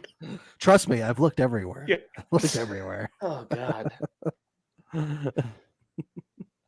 I think the biggest surprise of the episode was Desi saying she's excited to be David's partner. What was that? But it was sort of like a backhanded compliment, though, because she's like, because David's so excited to be my partner. That's why I'm excited. I will say, you do want to be paired with someone who like really wants to win, and David feels like he has something to prove, and so she read that energy correctly, and she wrote it to a win. Like I said, I go off the reactions, and they look ecstatic when they won, or when they, I guess, finished, which was the win, but they didn't know at the time. Yeah. Yeah, they went super fast. Yeah, they did a great job. And then you get, we talked about the sweet Leo and Kayla thing. It was very nice. So good for them. When Leo got to that center platform, though, I love where he goes, I don't know if you picked this up, Max. He goes, Shaq and Kobe, bro. I didn't hear that. That's so funny. That's what he said when he was up there. Shaq and Kobe. I did like the energy. Like everyone was so excited for him. Like I'm into that. That's fun. Now they knew he wasn't. Kobe famously Black Mamba, and he is on a snake kick this episode, right? So on theme, on brand. Shaq and Kobe famously swinging from ropes on shipping containers, while counting logos. Yeah, doing math and stuff. Hey, Kobe did have a very high basketball IQ, so maybe there's something there. I don't know. Do you think Kyland was like, oh yeah, Xavier's nephew Kobe, is that who we're talking about? No role model to look up to? Yeah, I know about that. Oh, that's good. That is good. Yeah, tell me about it. So we talked a little about like Kyland and Alyssa doing the move of throwing in Xavier. While I understand it, man, what a bad move. Which is a horrible move for both. Like Kylan probably more. Well, I don't know, because Xavier seemed to have no idea that Alyssa held any ill will. Like he probably was more eyeing of Kylan than Alyssa. So I don't know, that like for the TV of it, it was a fun moment, but man, I just think they needed to do it for their soul, though. They needed to do it. They had to do it. Yeah, they needed to. There was no choice. Twitter always is circulating that clip of Xavier and Kylan. So Kylan was like, I need something new. Hey, at least they were successful with their revenge. Whereas like Stephen Fishback on Second Chances just chased Joe the entire time, and then still didn't get it. It's like 26 days. At least they got that satisfaction, you know. Yeah, that is true. That is a good point. But I just with Kyland, who now that DX is gone too, like who is he working with? Good question. He might just be in that same sort of situation as Tyson, where is anybody really gonna want to go up against him? Is anyone gonna nominate him? I don't know. I do forget he's won a decent amount now. Oh yeah, he's won 2. Yeah, he's right under Tyson in terms of wins, probably. Yeah, and that's intimidating. That's a big part of the challenge that's so unspoken is like you watch and they're like, why are you not throwing in CT like round after round? It's because he's intimidating. He's gonna come back and he's gonna be mad, and you don't want to deal with that. Like, so he could kill you. he could literally, I've seen him destroy a man on live television. Yeah, he's like, scarier than Tyson. Tyson won't kill you. CT could kill you. Oh yeah, he would kill and you. ready for this? I mean, like I love Tyson, but CT's now a movie star. Do you guys see this shit? Like he's in a movie. I did see that on Twitter. Yeah. What? Like that guy made it. What the hell? He literally did the challenge until he was like, now I'm rich and famous. Like what? Cody Calafiore was in like a couple of movies too after BB16. Not the same. They were really they were really bad. Yeah, it's just good because CT is just such a good guy, It just really happy for he's such a stellar human being, and he's just really shown good character. I feel like we've watched him grow up, like we watched him fall in love, like lose that love. Like we've seen his whole life. I feel like through seasons of the challenge. Really high morality, that guy.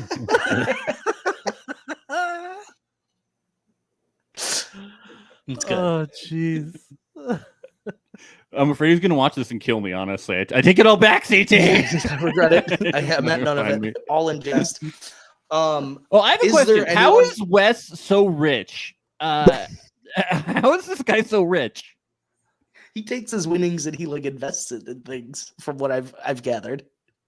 Because I'm working my way through the seasons. I'm watching Rivals 2, and he's in this argument with Johnny, and he's like, I have a BMW, a Porsche, and a monster truck. And he's like 25 years old at the time, but he hasn't even won that much money on the challenge at the time. How is so he was rich even before all of that?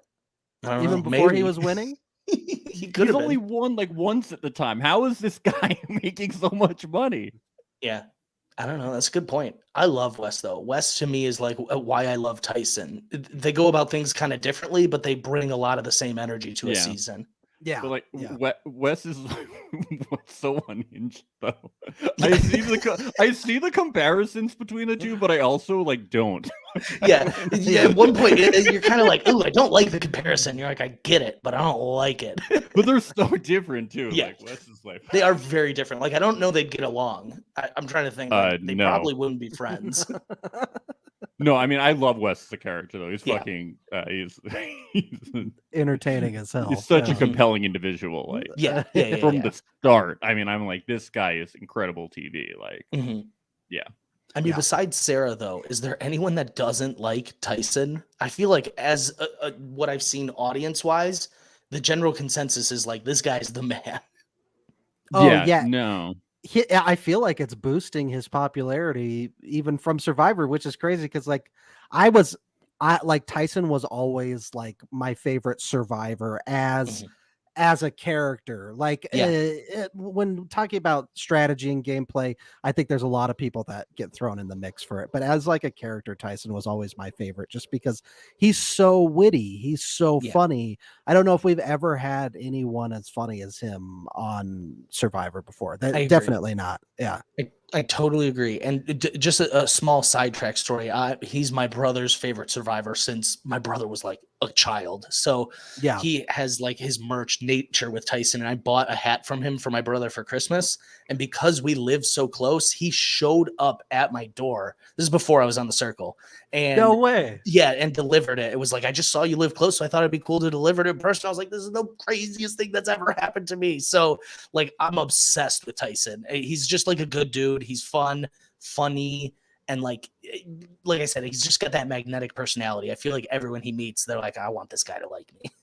That's so cool. That's so cool. Yeah, it's cool that he's like he's known to be like a really good person. Like Natalie Anderson like stayed at Tyson's house and like rehabbed there and stuff, and that's why he voted for her because they have like that really good connection, like he's like he presents himself so like edgy, but he's like really kind-hearted, it's like it's funny. And I think that is how these are the type of people you need for shows like this. Like sure, you could cast just like real life dicks, but you're gonna get like messy drama. Tyson brings like game drama, but he doesn't bring the personal side into it because it's not personal for him.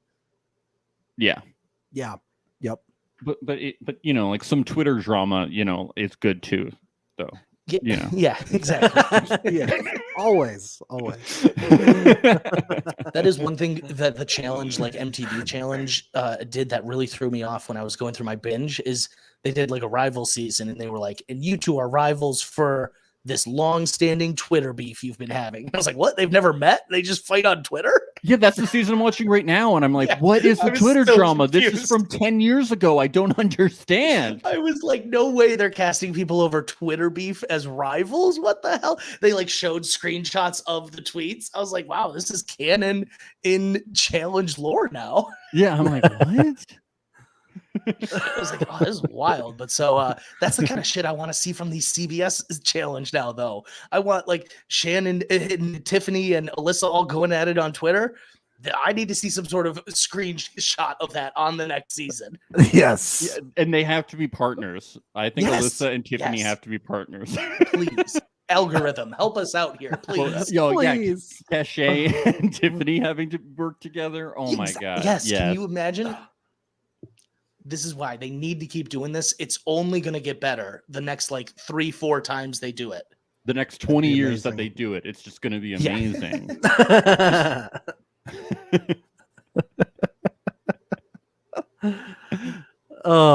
So anyway, we got Enzo and Justine are the ones going to the arena because they couldn't even make it on the platform. The best was when they were all congratulating Leo. TJ's like, I didn't think you were going to do it, man. They like cut to Enzo like sitting dejectedly like on the sideline. I was like, that is so, those editors were so excited to show that clip. He should have just gotten in the fetal position inside of the C of the challenge, just laid there. Yeah. And Desi and David got it done the fastest, so they won this week. I was thinking this was Danny's time. You know, Alyssa had won with Kylan. Alyssa's another one that's really impressed me. I think she's better at this game than Big Brother. Whatever bar that is, you can take as is. But Right. you know, she's impressed me with how she's been playing, even though she made probably not a great move for her game. She's you know, making moves with her chest though, and I can respect that. Yeah. I gotta say, it was cool to see David so hyped about this, and he's really getting into the game. I you know, as much as we rag on the guy, I was happy for him. I'm happy for him this season that he's getting more airtime, that he's winning stuff, that he's having a good time. I'm pleased for him. That he was really excited, and it also looked like the other players were excited for him, which, like I said, I enjoy that. Like Danny had the biggest, like Danny probably came in second, and Danny had the biggest smile on his face. Maybe he was like, I don't want to get into power this early. I don't know. He was so excited. I loved it though. But you know, I like that sort of camaraderie. Like you can be competitive, but still friendly at the same time. I'm sorry, guys. We're being so nice, but it's so condescending. We're like, yeah, he's doing a good job. You know, everybody is being. It was nice that everybody was being nice to him. You know, even though it's never. Max, he shouldn't be on the season. He shouldn't be on the season. Okay, he's never going to amount to anything. You know, but there's no way we could compliment him without being condescending. It was nice that everybody was nice to him. He's doing oh well. It's impossible to compliment him without sounding that way, man. It was nice that everybody was Enzo nice. or David. Which one of those two did they end up calling first, Enzo or David? Oh, that's it. It was a three-way call. I think that's a 3-person call. So nice that people weren't mean to him. It was nice that they patted him on the back and said, "Good job, good job." Well, did you see? Was nice when David and Desi walked in and like they always have to like do something, you know, like Tyson and Cachet did the arm swing and David just like he didn't really know what to do, so he just went. He just wagged his finger, and then Desi looked at him, and then Desi looked at him, and she was like, "Okay, finger wag." We'll finger wag. I really like Desi. I feel like she's got a good temperament for this type of game. I'm surprised this is honestly her first win because she looks like she's in amazing shape, and you know, I think she made a good move elimination wise for her game as well, staying out of the Survivor drama, and so she's one I would like to see more from. She was one, this episode popped up and I was like, oh yeah, Desi's here too. Yeah. Are you aware of what Desi's personal mantra is? What is it? My personal mantra is annihilate bitches. Literally, my phone alarm, when it goes off in the morning to wake me up to go to the gym, is just like annihilate bitches. And I'm like, all right, I can get up and do this. Okay, I can get up and do this. I can do this. If this is what I need to do, then I'm going to annihilate bitches. I need to adopt that as my mantra. What the hell? I've been going about life all wrong. What the? Yeah. That's every morning I wake up, I'm going to go, annihilate bitches. Yeah. Okay, Yeah. I'm ready for the day. Mine is just try to get through the day, Just try. Mine is just get out of bed. Yeah. Mine was no nap today, please. Yes. Mine is maybe just one nap. Yeah. Mine is annihilate lunch. That's what mine is. That's good. Oh no, but You're she's gonna annihilate one, this nap. I could see Desi doing very well consistently at a show like this. She socially is not going to make any sort of faux pas that is going to upset everyone, and she's going to win some challenges here and there. Yeah. Yep. Yeah. When we get to the negotiation room, also known as Tyson's office. Yeah. Yes. Which he lends out some time. I like Justine, doing the strategy, saying we'll let them talk. We'll let them, lay out everything, but we don't actually see like any kind of exchange of words. But Enzo's like, I respect whatever you want to do. I respect it. So, This is maybe 2 times in a row that the last place team was just like, I'm not saying a name, you say a name. And you're in the losing position. You need to offer something if you want to get something. Like a simple, we would really like a team where we could take a lot of money, or we would like a team we know we could beat. Like something. You can't just be like, I don't know what you think. Like the classic, like, are you hungry? Yeah. What do you want? I don't know. What do you want? Like someone needs to make a decision at some point. It's boring TV too when they and it's boring TV. Yeah. Like get in there and be like, I'll go against so and so, so and so, and so and so. Like, come on. Yeah. Strategize. Yeah. But it was and cool I get to them. It's a part of a strategy not to reveal your cards, whatever. But still, just do something. Say something. Survivors and Big Brothers, though, are used to playing a game where they really need to hold their cards close to their chest.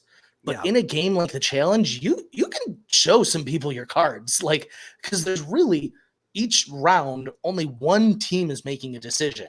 You know what I mean? Like there's only so much social strategy that can happen when it's one team making a decision. So it helps build trust too when you're working directly with somebody. You nailed it. That's what it'll help you is down the road. If you are just a little open with these people first, it could really, and I think that was something James was doing well, is he wasn't afraid to be like, here's what I think and why. And I think it saved him a couple of times. I would have liked to see him actually in the season a bit longer. I think he has a bit more social strategy game than like a Leo, but Leo's definitely probably more funny. So, cats and bananas. I was really bummed to see James go as early as he did. That was too bad. That was Great character on the show. Yep. You guys said it was boring TV, but it was cool when Enzo and Justine vanished, though. That was pretty cool. Though. Yeah. Like into thin air. Like that was a cool effect. That was cool. It was sick, is what it was. Sick. It was sick. It was sick. It was perfect. Yeah. Yeah, it comes down to like Leo and Kayla and Shannon and Derek, and then they pretend that maybe they'll do something else, but they don't. Boring. Kyland does come up though. Kyland and Tyson do both come up. So they got the 5-digit numbers. Yes, Kyland is on the radar. He is. Yeah. They're afraid. Well, it's because he's paired with Cachet, so that I think him being paired with Cachet saved him kind of because they're not worried about Cachet as much as Look, Tyson's threat level is so up there where it doesn't matter who he's partnered with. It's not going to sway their decision. So, the flashy and probably the correct move for David would be maybe to throw in Tyson, but why do Sarah's dirty work? You know what I mean? Let them battle it out. And I think Desi as well, it's important for her not to make like a claim on which side. Like she could ride that middle and be fine and never be touched. Yeah. The one thing I thought was so interesting is throughout most of the season we see the partners having to dance around their partner's show. So it'll be like a Big Brother and a Love Island person. And they're like, well, it's got to be a Survivor and Amazing Race team then. Desi right away was like, for me, it's got to be DX and Shannon. She was like, I don't care if David is a Big Brother player. I'm throwing out a Big Brother player. I was like, I like the balls on that. I don't know if maybe the mood in the house has shifted a little, but it was very segmented in the beginning where it was like you weren't going to go against your show. Yeah. I think she probably had a good read on David too, that David wouldn't be too upset going after as good Big a read as Brother you can people. on David. Yeah, right. As good as you can.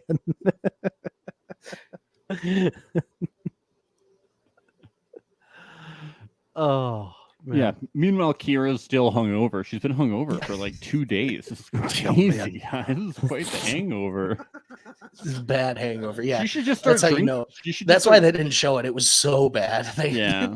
She should just start drinking again. Yeah, hair of the dog. Go into that next challenge. Come on. You can't compete in challenges if you've been drinking, though. You're going to get in trouble. Just don't do it on camera. Don't tell us. You know, it's don't. The insurance company doesn't know. It won't hurt them. It's okay. Do it in the bathroom stall. Yeah. They try to make Kayla talks about. She's like, it would be a good time to put in Tyson.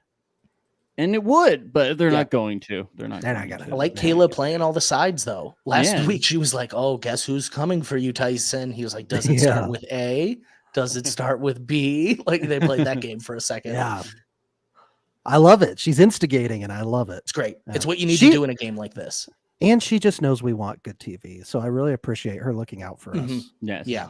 I think Derek and Shannon should have done the bit where they put on gym clothes and went to the gym and tried to play off that Shannon's not injured. Why didn't they do this? Just do it.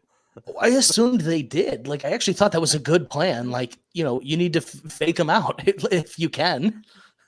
Dom yelling across the warehouse, Shannon, 400 pounds? That's incredible. I've never seen anyone squat that. Holy crap, you just ran 10 miles? That's amazing. You're on TV show. Just do the bit. Come on. Yeah. Like they're just allowed talk to do about the it. bit. Just do it. Yeah. I agree. Totally agree. Yeah. We get this conversation with Angela and Tyson too. Before we go into the arena, Tyson is pretty concerned, but he should know he's not going in. He's not going in. They're not going to send him in. But if there was a week, this would have been the week, and he correctly assessed that. And I think Angela knew that too.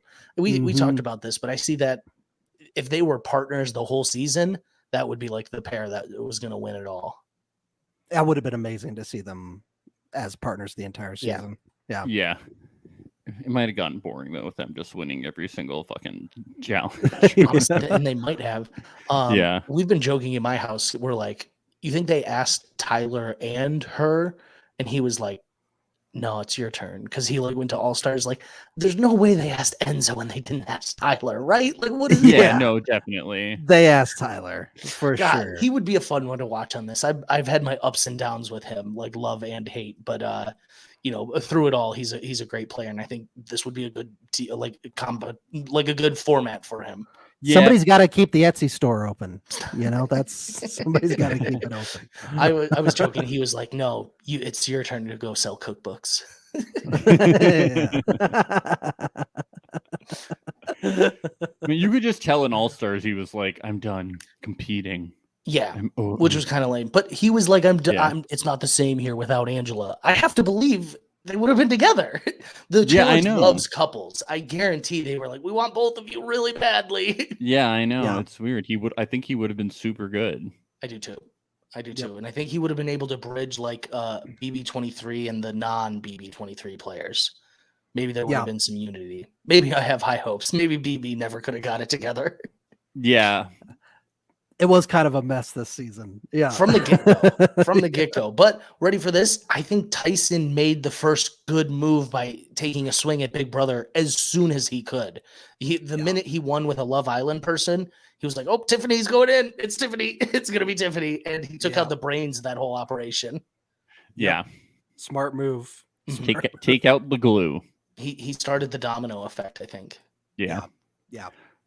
Let's get into this elimination. So we do find out that it's Derek and Shannon. We talked about Alyssa poo-pooing this move or doo-doo-pieing this move. Yeah, doo-doo-pieing. Which is very funny. But yeah, it originally seems that it's gonna be tedious labor of the challenge, but instead we get like a 5-second spelling bee in front of it, which was weird. I thought that maybe the spelling bee was gonna be like more integrated into the challenge, but instead you it's only just... go if you get the word right or something. I don't know. It was like 5 tires. You get It was 5 tires off. It was literally a 5-tire advantage if you win this. And it wasn't just a spelling bee. Why backwards? Like, why add that extra layer of...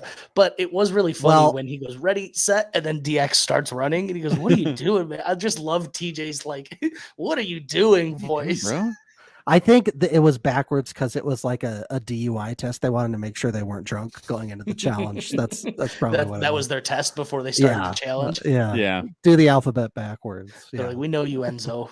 Backwards. Well, they had heard Kira was doing hair of the dog, and they wanted to make sure that they were worried she was getting thrown down, so it was prepped. And it was weird because he literally almost started them and was like, that's not what we're doing here today, guys. He's like, you dirty dog, TJ. You dirty dog. Trickster. The backwards thing was funny because usually they'll just on the challenge they'll just do normal spelling bee, and because they're reality show contestants, no offense, Alex, it checks out because you're bad at spelling.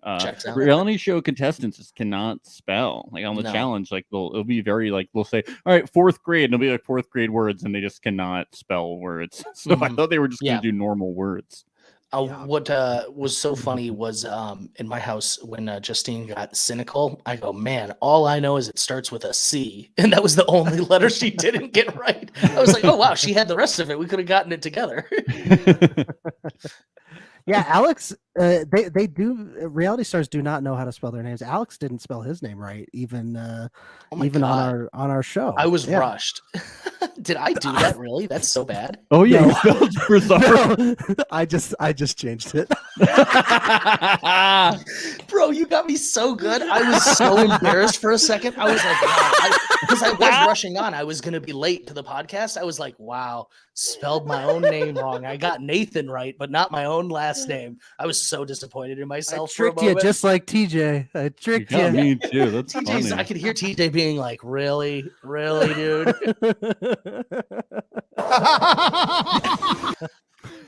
God, that's what. Yeah, I could hear him laughing in my face as I fail.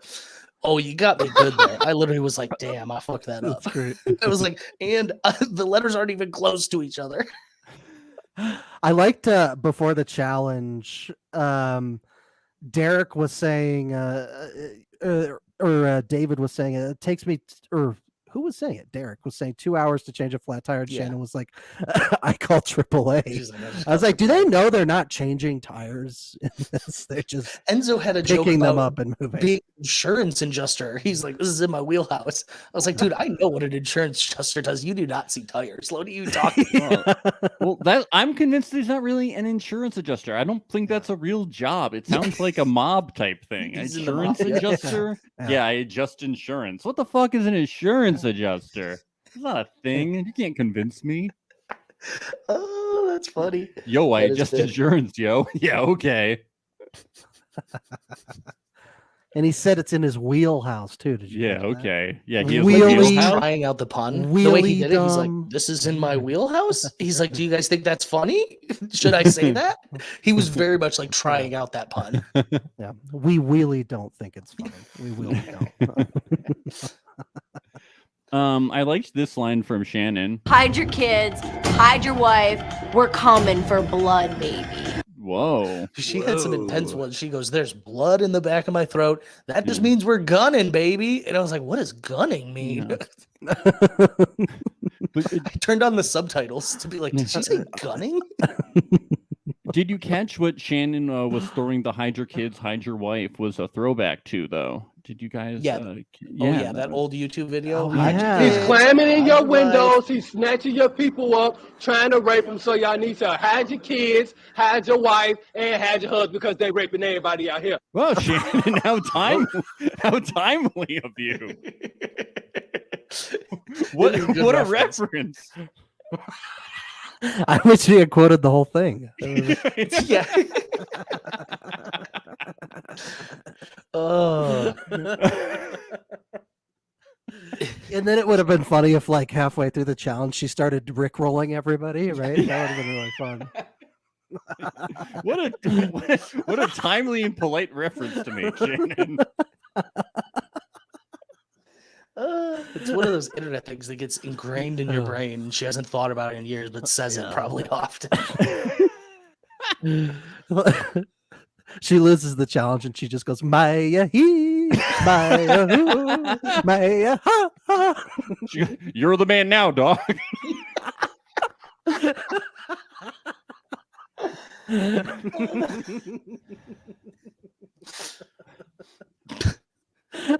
It's good.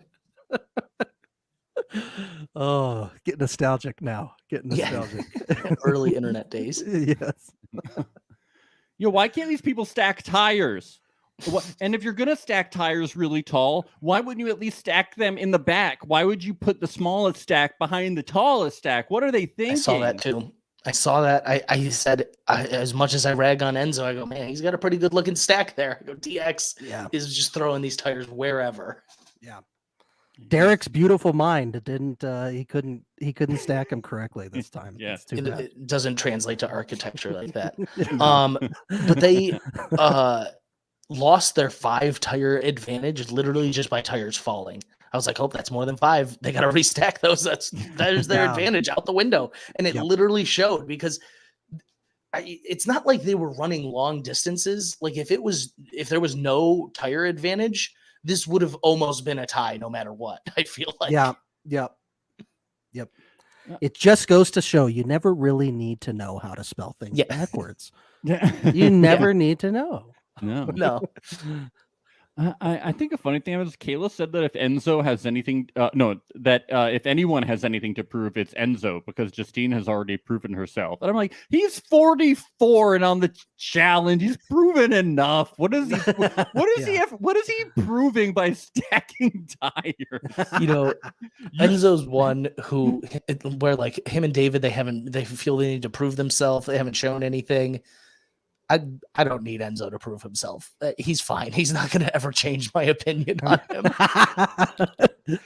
What? He's going to change it. He stacked the 60 tires perfect, almost better and faster than this other people who wasn't as good at stacking tires. Look, this season is about David and Enzo. This is what the season is about. It's about redemption. Enzo was obsessed with after the challenge. He was like, that erases everything from before. We're starting from here.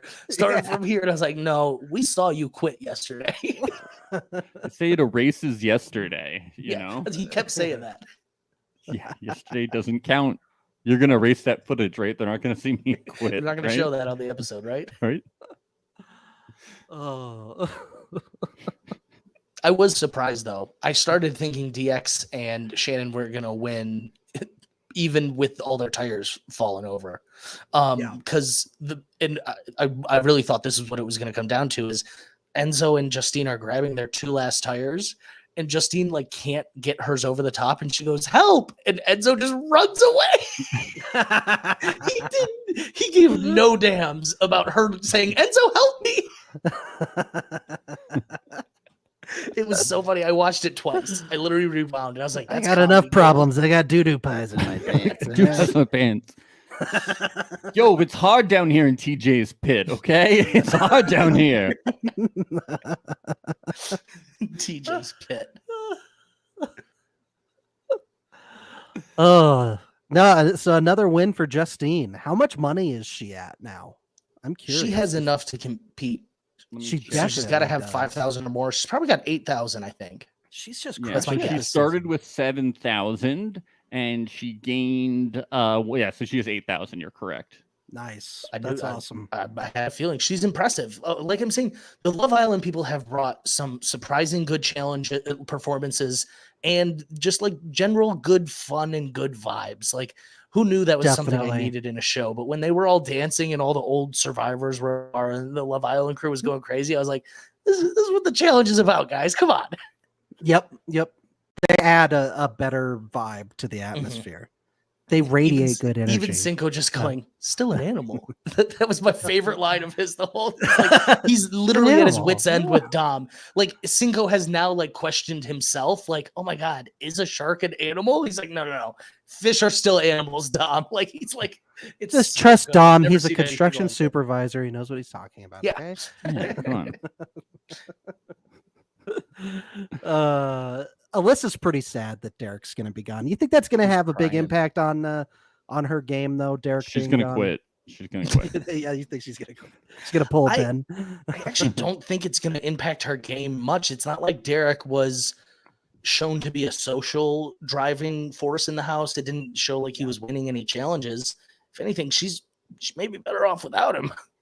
She's not a big threat either. I don't think people are like, oh, we got to get Alyssa out. She's a sleeper though. She's coming close. A lot of these challenges, she won one with Kyland.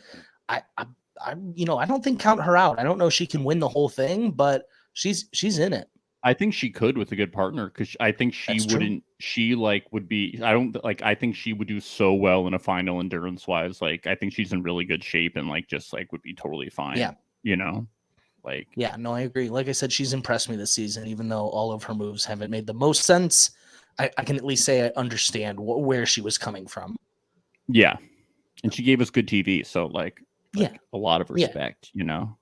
Yeah, and like I said, that's the point of these type of shows is we want the crossover, the season long drama, like from other seasons. Like, oh, I know what happened. I knew that Sarah voted out Ben. Like, people love that sort of Easter egg. They're like, oh, I saw it live. Yeah.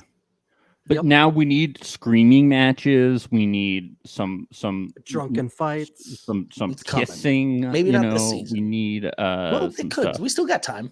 We still have time for kissing. Enzo's gonna kiss somebody. Enzo apparently did not kiss one of the Love Island girls. Did you guys see that in her exit interview? I don't remember who it was now. She was like, "Who was the first Love Island girl gone?" Selly. Sully, yeah. It was Sully. Sully was like, yeah, I tried to go up to Enzo and kiss him one night. And he was like, oh, he got all nervous and he didn't do it. What? Yeah. But then later, Enzo was talking to the dudes. And he was like, yeah, I'm going to get me one of these Love Island girls. And they were like, make it make sense, Enzo.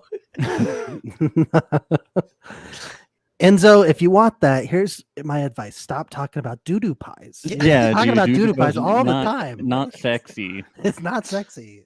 At least he's not talking about cats like Leo is.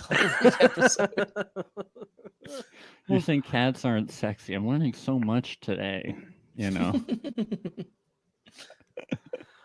Well, maybe next week we will finally get our Sarah and Tyson pairing. That's what I'm hoping for. That's going to be really fun. Yeah. Yep. I would like that. That's what I would like. It's getting down to it. I think the odds are that it's going to happen pretty soon for them. I imagine because I mean we're already getting some repeat partners. It's got to be coming. Yep. I mean, I bet they'd win. They'd win with a lot of people too. Yeah, yeah, and they win. Yeah. I bet they would. You're right. I mean, they're both good competitors. Yeah. I totally see it. And I'm like just running through who I know is in the game still. And that is definitely one of the few people Tyson has not been partnered with. Yeah. Sarah's like, is there a way, since I won with Tyson, can I still put Tyson in somehow? I need him in there. It would be funny if Tyson didn't win the challenge on purpose. Maybe not came in last, but didn't win it. He's like, oh, now Sarah, you didn't get your money that you needed. Yeah.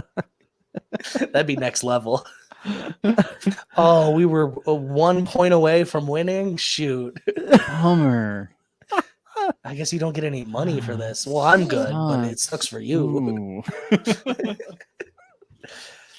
Yeah, Oh, that's one thing. I man. mean, this show's been so good. Like it just each episode, I'm like, man, I need more. I I want know. more. I'm like, why don't we get 2 a week? Come on. Danny. Oh, Danny's in Danny the McCray is chat. in the Danny. Love me some Danny. Hi, Danny. Hey, Big Love fan. to Danny. see Hope it. Kiki's there. Hope Kiki's doing well. Yes. Maybe this Danny, is Kiki. thank you for joining us. Maybe it's Kiki on Danny's account. Yeah. Danny, if you were here earlier, I thought you and Alyssa won just based on reactions. That's what I go off of on the show. I thought you guys won that daily challenge, and I'm waiting for it. And I didn't spell my name wrong. They spelled it.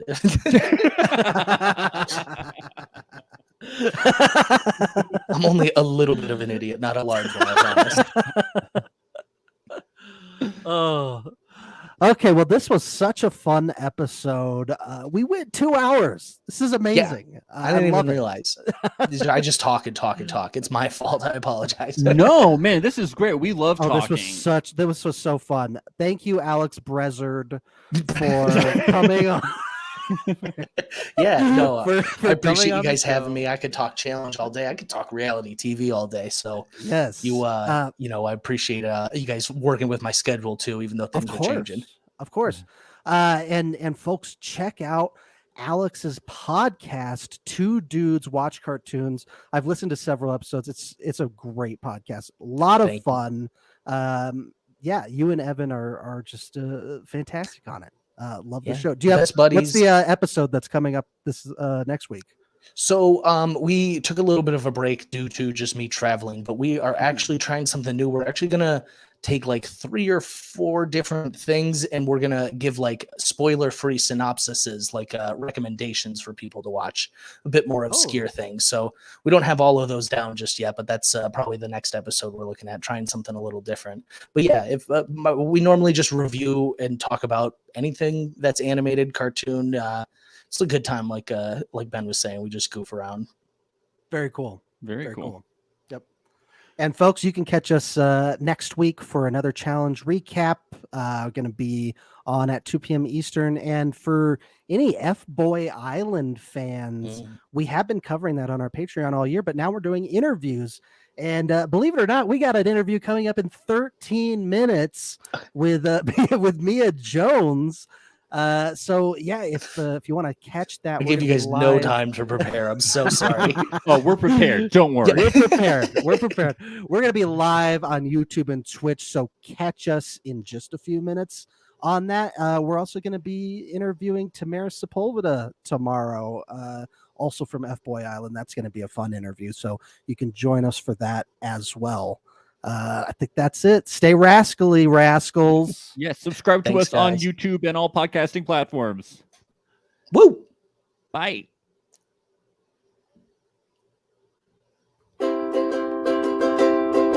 It's the place you go when you finish your show. We're your 2 best friends. Our names are Max and Ben. We're self-proclaimed television experts. It's reality alert.